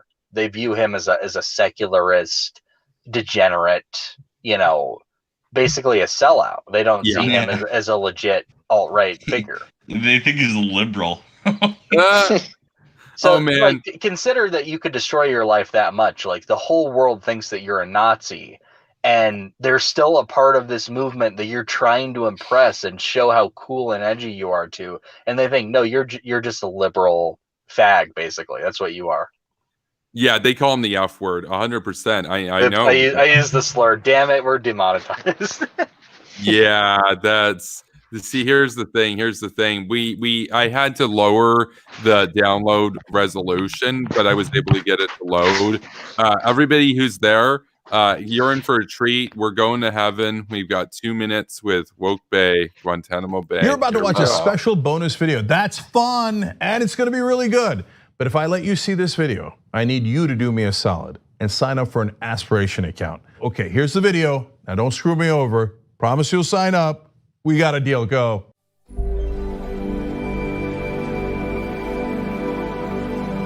I'm Hassan Piker, also known as Woke Bay, and I'm gonna do 2 minutes in heaven with Hassan Piker for Fantastic Friday. I know a lot of people have questions about what I like to do in my spare time, and hopefully I'll be able to answer some of that and make it seem like we're artificially on a first date or something. I guess my ideal date would be going somewhere where we just kind of eat fast food, get to hang out with one another, get to know the other person a little bit better. I don't really like flashy dates. I don't really like going to like really nice, expensive restaurants. I feel like that sets a terrible precedent, and also because I don't have that kind of money anyway. What's my biggest turnoff in a person? Being high maintenance. What got me started at the gym is that I used to be very fat, and I always wanted to lose the weight. I was always very self-conscious about my image. And then I finally came to Los Angeles and like everyone was super hot. What's my favorite mustache style that I've had? The Stalin, the tanky stash. It's just, it really upsets the right kinds of people that I would want to upset just by virtue of existing. What would I do as president for the day? Communism. 3 words to describe myself: balding, overworked, angry. What's my favorite thing about TYT? Ooh. How much everyone genuinely believes the stuff we talk about here, like how passionate people are. Otherwise, no one, and I mean no one, would be working the hours that we do for the pay that we get, okay? If people didn't genuinely believe in the message. 3 things I can't live without: my dog, fish, ice cream sandwiches, I guess my family. It'd be nice to have them. But definitely fish and ice cream sandwiches. Oh, Coke or Pepsi is not even a question. It's Coke. What? What is this? Another ridiculous question. 5 Guys. LA. Who is asking these questions? Cats or dogs? Dogs. Cats or cops? Oh my God. Basketball. 1000%. There's literally 10 minutes of action in every football game. For those of you who didn't know, it's disgusting. it's hyper-capitalism. I'm always sitting in these videos and it's always waist up. So people think that I have like a really small head and really wide shoulders. It's just because I have really wide shoulders, I have a really wide frame. And also because I'm sitting all the time, people assume that I'm like much shorter than I actually am. So without further ado, I'll show you what I'm wearing today, which is, you'll understand why I do it waist up after you see what I'm wearing. Okay, let's do it. This is what I look like. And this is my full frame, so that's why I don't I just do like waist up. I just have the most boy shoes on. They're like Thrasher Vans. I like to dress like a Zoomer who likes to play Fortnite, even though I'm 28 years old. Oh my God. Kevin. Oh, That was the most horrific thing I've ever seen in my life. I want to kill myself. I'm gonna fucking shoot myself in the fucking head after watching that. That was something. What the fuck was that? I've never done anything like that to you. Why did you do that to me? Oh, man. I would rather have 10 hours with Millsrow than watch that again. Oh wow! What the fuck was that? Oh my God. Oh my God, dude! I wouldn't go that. That was funny. I'll take that over Millsrow. Vapid, materialistic, communist crap. Dude, holy crap! Yeah, and this dude has the nerve to say that he's overworked. Like, this dude sits on Twitch and plays fucking video games all day. Made me physically fucking ill. And he's like, I'm a video game player, and I'm gonna be, I'm in a communist fucking country. Look at my shoes, bro. Oh my God, I want to fucking die. The hours he works. I don't want to live in over this world. Fortnite. I like, and he had the gall to say that football. It was 10 minutes of action, and it was hyper-capitalism. Hyper-capitalism. But he has like a ring on every finger. Like. Oh my God! Oh my God! I'm extra offended by that as a football fan. Like, he just doesn't understand the game. Yeah, football is clearly the problem, not him. Oh my God! Oh, that was something else. And he was wearing a shirt with Kim Jong-un on it. Yeah. Oh my God, dude! You guys, dude. Like, I love how there's a whole segment of him, like, talking about like his favorite fast food chain, like In-N-Out versus Five Guys and Coke versus Pepsi. Like, they don't have any of this shit in North Korea. Oh my God! I can't even fucking drink water, man. I can't even fucking drink water, man. Uncle Jank introduced it. Like, he's basically just like co-signing it. Like, yeah, here's our feature presentation at the Young Turks, and it's who's watching this? Like, what audience is this for, except for absolute imbeciles? Okay. So obviously the mics were muted when we watched that video. I don't know if you guys could tell, but like, I was fucking laughing my ass off. Oh my God. Watching that. I think we all were. That was something else. I'm really. I can't say that I'm for the better for having seen that. Yeah. I wasn't laughing, man. I was loading a fucking gun to blow up my brains while I was watching that. It's okay. So here's the thing. Oh man, there's so much to go over, but we have the gun shark in the chat. He says, did he just rip off AIU's head shrinkage bit? Yeah, yes. Yeah, unironically. That's been because I saw the video. It got to him. I saw the video that Devin made about this, and no, that was actually the image that Hassan showed was an image that Devin made. Devin made, yes, dude. So, yeah, that's really funny, dude. He it's unironic, like materialist communism. This dude really is like showing off his freaking Vans. Rocking the Stalin stash. It's like what Henry said. He's a materialist communist. Yeah, no, it's pretty crazy. Jank introduces it. He's like, be sure to go and like our affiliates and all that stuff so we can make money. You know, now here's a communist who's going to tell you about how his favorite mustache. That's Jank in every video. Jank in every video is like begging, like, please. Like, you would think that the guy worked corners. Like, just please, somebody pay me. Anybody. Dude, the guy's got like millions of dollars. He's worth like millions of dollars. He said like out of all of the things in that video, the thing that offended me more than anything else was that he had the nerve to say that he was overworked. Like, dude, you get paid to sit on your ass and talk about communism while you're streaming on Twitch. Like, you know how much. Who's overworked at TYT in general? Unless you're like holding up a boom mic for hours on end. Like, you're the only person who could possibly say, like, whew, that was a hard day at work. Yeah, these people have probably never worked a hard day's work in their fucking lives. Oh no. He took advantage of nepotism so he could play video games for a living. I mean, it's the most disgusting thing I ever saw in my life. He used to be fat. Those are some unfortunate pictures. Oh God. He was like Jank Jr. He literally he said in there, I like how Mike, you pointed out he was wearing the Kim Jong-un shirt. Kim Jong-un is like one of his heroes. I mean, like he just said today, that Western leaders, in his view, are infinitely worse than anything that North Korea's done.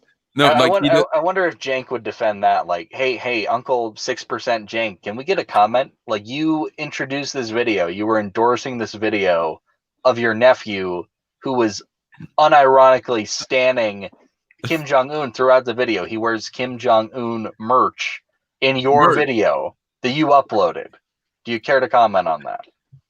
Dude, he wears Kim Jong-un merch. I feel like they don't understand. They don't know how to respond to anything that's like from their left.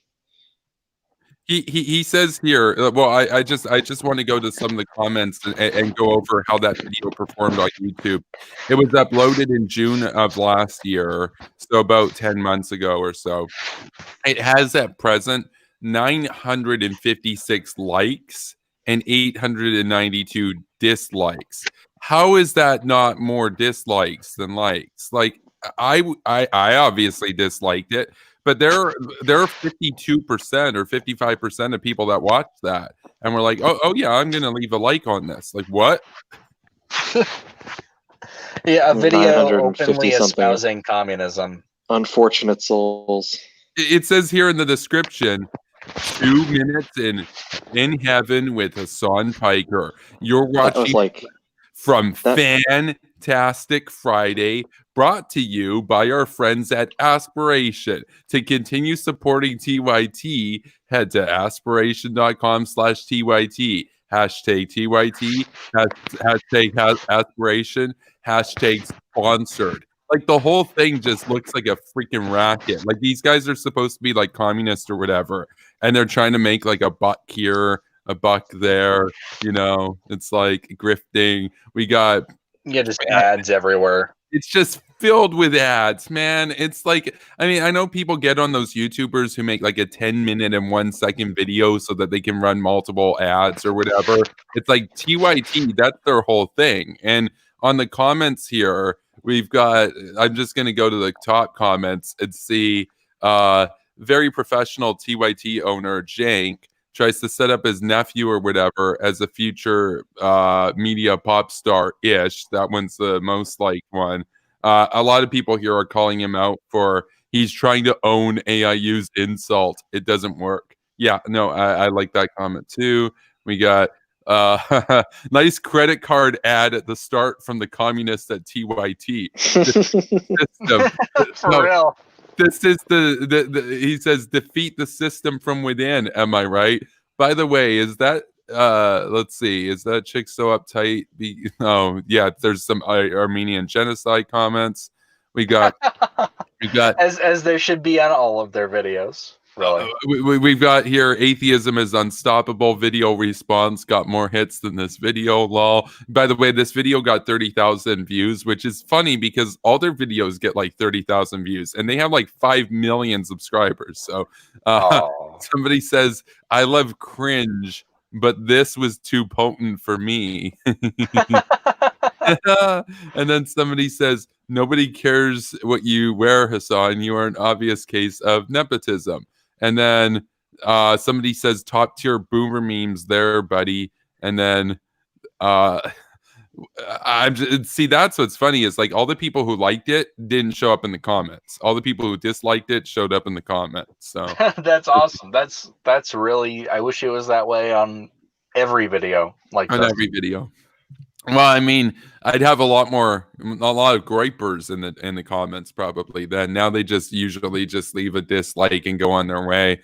They used to like telling me I'm a Jew and stuff and leave their dislike. But I there were so many parts to that where it's like he says in there, "Oh yeah, what's my favorite mustache? The Stalin. I just like how it makes people uncomfortable. The right people uncomfortable." What a dirt pig, man. I mean, oh yeah, somebody's saying like, give me the link to give it a dislike. Yeah, I'll give you guys a link to it. You go and give this video a dislike right now. Hey guys, I'm gonna head out. It was good talking to you dudes. Oh yeah, have a good one, Henry. Thanks for coming on. It's good talking to you tonight, Henry. Yeah. Thanks for having me, man. Dude. Later. Yo, peace. I think that I'll probably sign off soon too. I don't want to go as long as last time. Yeah, we'll roll out in like 10 minutes or fewer. So we'll just do our closing remarks. Basically, I just want to get to some of the comments on here because there were probably some good comments too. He says, "Oh yeah, no, it's been a good chat throughout. Definitely less trolls. They got their steam out last night." I like this one from Big Tibbs. He says, "Well, time to put a bullet in my head." Oh man! Don't do it, man! Don't do it. It's not we got worth it. Dirty Dancer. This is the longest 2 minutes of my life. Yeah, it did really seem to kind of go on. We've got It was like 10 years of hell. This is the best comment on Twitch. The most recent comment. Look at that. I don't want that video in my view history. Oh man, we got smart. Yeah, I wish I had like the Men in Black like memory eraser now. We've got Dirty Dancer. He says, let's see. I don't really. He says I don't really like Devin, but his getting under the skin of the Turks was God's work. And then, oh man, no, for real. For sure. I mean, and he's getting under the skin of Kim Kardashian right now because she's trying to say, yeah, but what about the murderers, bro? Like, I doubt she's noticed. I mean, she's like way too true. high profile. Although she's like around. She and Kanye like hang around my neck of the woods now. Like they have property like 20 miles away from me. Oh wow. So yeah, they're always like they're like setting up like a factory to make his Yeezy shoes or whatever. Shoes. Oh man. Yeah, like they just like to hang out over here. It's surreal. We got a comment here by Mitzi saying Kevin should hang out with Devin to make Reese jelly. Hey man, do what you please. But if you hang out with Devin, it's not a permanent arrangement for sure. You'll get canceled like I did and Jay and everyone does eventually. See, I wasn't really like part of the community and stuff back then. What like in brief, what kind of led you guys to kind of get canceled and stuff? Because like I still watch his videos, but like I don't watch his stuff very often. He seems pretty cool to me, but you know. Well, the thing is like. Some people are just better to watch for their entertainment value. Not that I didn't have good conversations with AIU and Jay did too. I don't remember the exact reason he got canceled. I know that for me, we ended up having a disagreement over Charlottesville, and that was pretty much Splitsville there. But no, it's fine. It's not a big deal. It's like years old. Oh yeah. At this point, and the thing is, like, I cover very different content now, so it was just kind of, people are bound to go their own ways, I think, and it's not the end of the world. And I mean, Devin is just one of many people who I've lost contact with over the years. He's not like, yeah, he's someone I talk to a lot, but there's been a lot of people I've talked to a fair amount who I don't talk to anymore. It's just what happens. But yeah. Yeah. Well, we'll wrap this up now. But I like the Gun Shark's comment here saying, "Thanks for making me want to clean my lungs with bleach, Kevin." And well, if Trump wasn't going to convince you, then it's our job. yeah, it's our job. You know, fight the COVID, drink bleach. Got bleach. Got bleach, bro. Oh man. I mean, oh man, there's been a meme-filled week is all that I can say, you know. Like, I mean, just wow. I mean, like I appreciate some of these comments. That's when I left AIU and haven't seen a single video of his after that AIU and Nightmare Fuel spat. Well, hey man, I appreciate having some defenders, because I was definitely I definitely caught some slack from some of his fans after that, for sure. I was not beloved in the community after that argument. Yeah, well, I mean, I guess like he's gone on to like get like, I know he's got like he does more or less like daily videos almost, it looks like right now, but of course you come on these streams, so you're still active on YouTube and everything too. So Yeah.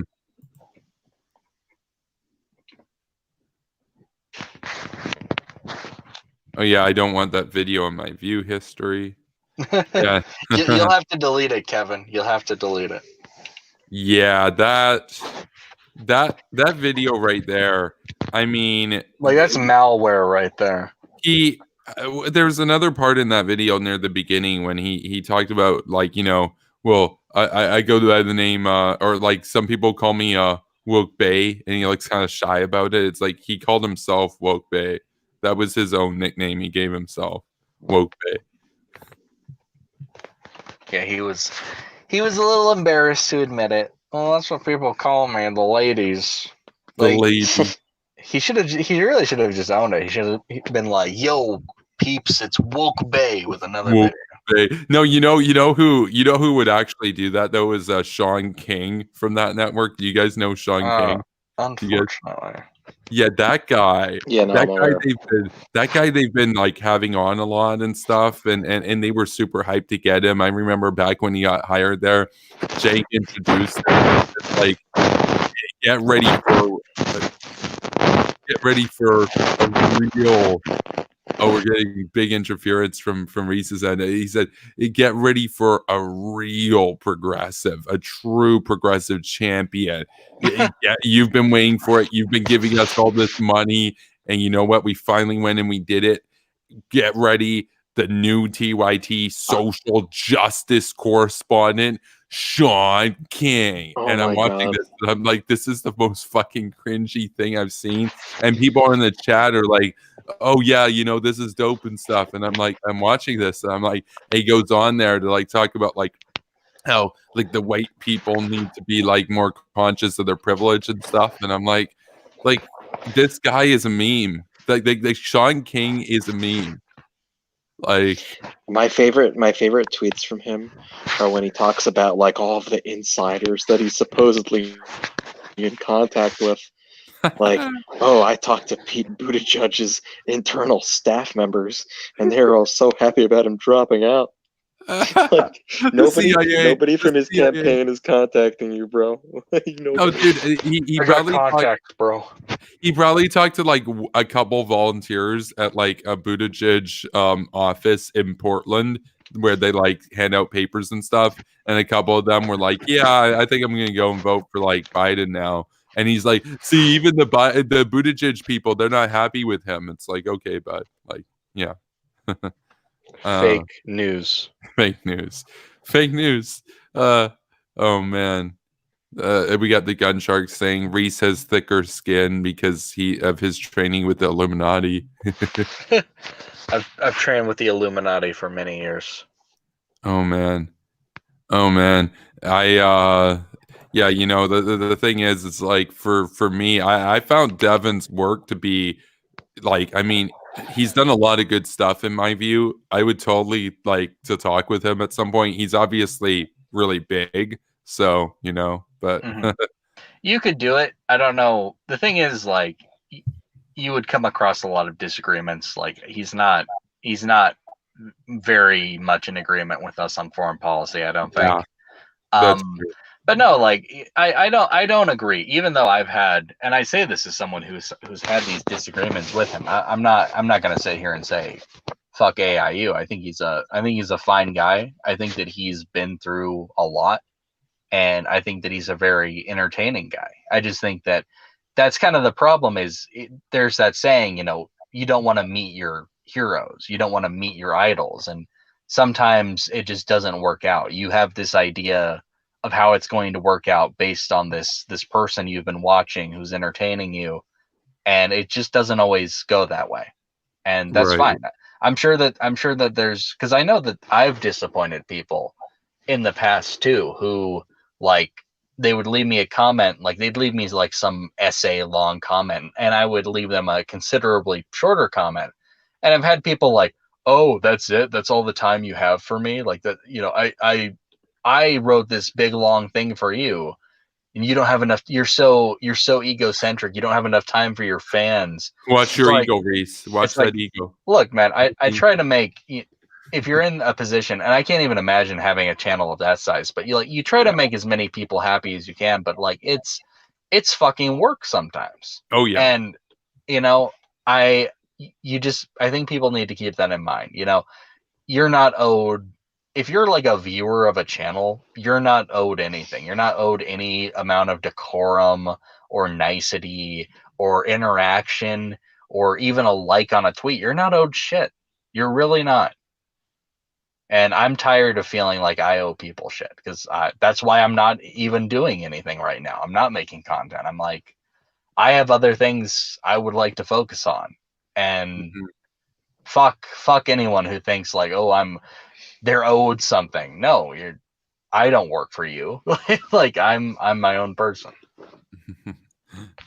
Yeah, no, absolutely. Oh, Nicholas 18769 says, looking at this chat, I missed a Guantanamo Bay dunking session. Yeah. So Nicholas, we watched 2 Minutes in Heaven with Guantanamo Bay or Woke Bay, as he calls himself, which, by the way, Reese made a comment about that a while back, about how the nickname that Hassan Piker gave for himself, Woke Bay, that's like something that we would have made as his nickname to mock him.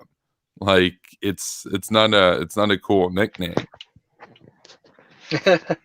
Hey, I'm your boss. I give you $1 on Patreon. Oh fuck, you're right. You're my handler. I'll get right on that content, sir. Oh yeah, that's Dirty Dancer, you're on your Patreon. Yeah, I'm like, last I checked my Patreon, Dirty Dancer wasn't a patron yet, but you know. Oh shit, Kevin's calling out people. Well, I noticed you were paying Nightmare Fuel, but you're not paying me, and yet you're in my chat. Very interesting. Yeah, no. For those of you who haven't noticed, I haven't actually taken the recommendation to watch my ego yet. You know. No, dude. Okay, see, check that's your like ego. That's a meme, dude. There's so many memes now on this channel that, like, once this channel does get bigger, we're gonna have people here be like, "What's up with all the inside jokes and stuff?" You know, it's like, I mean, have to make a wiki for them. Yeah, you guys are gonna have to like go and make like a superpower Wikipedia sort of thing, and have like you know, obviously the ISO cucks. Like, you'll have to have like a section on there on like the pigeons versus the hawks, and like Pete the Pigeon as a subsection, and like Harley the Hawk as a subsection, and official characters within the Superpower Broadcasting universe. the universe, and like of course you'll have to have like Guantanamo Bay in there, and He'll be listed under the enemies section. the enemies. Yeah, well, it'll specifically be listed under the category the haters and traitors, because that's what I call them. And then we'll have one for the friends and the fans, and we got the patrons and everybody. We got the friends and the fans, and we got the haters and the traitors. You'll have to have one on like Ron Dumber Than Jake Paul, and one on Rand Dumber Than Ron Paul. Those two.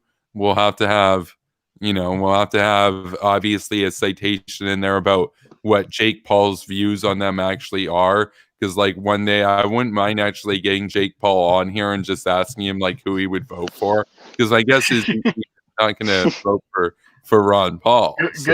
Good luck with that endeavor. No, but like I could just imagine like if I did make like Superpower Gaming, and like I sat down with like Ninja and stuff, and just like pilled them on foreign policy. Could be cool. So there you go. Like, we all have dreams. We all have dreams, but a wiki could be good to like get through a lot of the nicknames and stuff, because it's like all these guys have their own nicknames and memes, and like obviously there's a bunch of stuff associated with like little Dylan Meisner now, mediocre Meisner. He'll always come in with like the cringe Castly stuff. It's funny. I mean, we talked about him at length, but it's like he's such a dork. He thinks that cringe is like that's the insult he's sticking with. So but there's that. But with that being said, we're going to go to closing remarks. So, Reese, your closing remarks. Oh, I've got nothing, man. I think that we summed everything up well. There was no. We started out with kind of a central theme, but it devolved into kind of just us talking about whatever, just shooting the breeze, and that's fine. We said what we needed to say. There's a lot of interesting things happening in the world, and we'll have to wait for an official update on Kim, and we're still dealing with the pandemic, and that's really our primary concerns at the moment. And I'll leave it at that. Yeah, absolutely. And your closing remarks, Mike? Yeah, man, I've been streaming for like the past 5 hours or something. So he's just like, make it end. Yeah, if I talk anymore, I'm probably gonna lose my voice. But man, everyone should just stay safe and wash your hands and keep listening to Superpower Broadcasting. Yeah, oh yeah, no, absolutely. Make sure to all the people out there, make sure to like this video. Obviously, subscribe to this channel if you haven't done so yet, and go over to Twitch. The link's in the description, and follow us over on Twitch. That helps out the channel big time. We're gonna go to my closing remarks now, where I do the opposite of checking my ego, and we make the screen look like this. So we had a lot of memes tonight. Obviously, the first 30-40 minutes of the stream was pretty serious, but as these streams usually do, we get the Hawks roll in, we talk memes, we talk drama, and we dunked on a very dunkable cringe monger, a yikes lord, Guantanamo Bay. That's Hassan Woke Bay Piker, and of course his uncle 6% Jank. And for those of you wondering, we switched out. We're not really going to go with Junk Jank too much anymore. We're going to go with 6% Jank, just as a reminder of his dismal performance in progressive California. What a meme! He spent over $1,000 per vote to get 6%. So he spent the money. He earns the nickname 6% Jank. So I think that's good.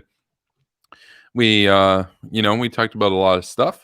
But it's that time of the night where we're all kind of tired, especially Mike. He was just in a long stream with Ant-Man, saying "Ward bad" and doing the debate me bro meme. So probably pretty exhausting. I'm kind of tired myself, but you know, we'll be back here. This is Superpower Broadcasting. We will be back at 9 p.m. Pacific, 12 a.m. Eastern tomorrow night, as always, every day now. And that's made possible through, you know, your support, and big up to all the patrons. And if you would like to become a patron of this channel and help give me more energy to make even more videos and have more consistent streams and everything, go to patreon.com/superpowerbroadcasting. Also, as I said before, make sure to like this video, and ultimately, don't forget to share this video around. Share it to your enemies, share it to your friends, share it to Reddit, share it wherever, and let's talk about the world, my friends. And with that, have a good night. We'll see you tomorrow. Peace, Warhawks. Buenas noches.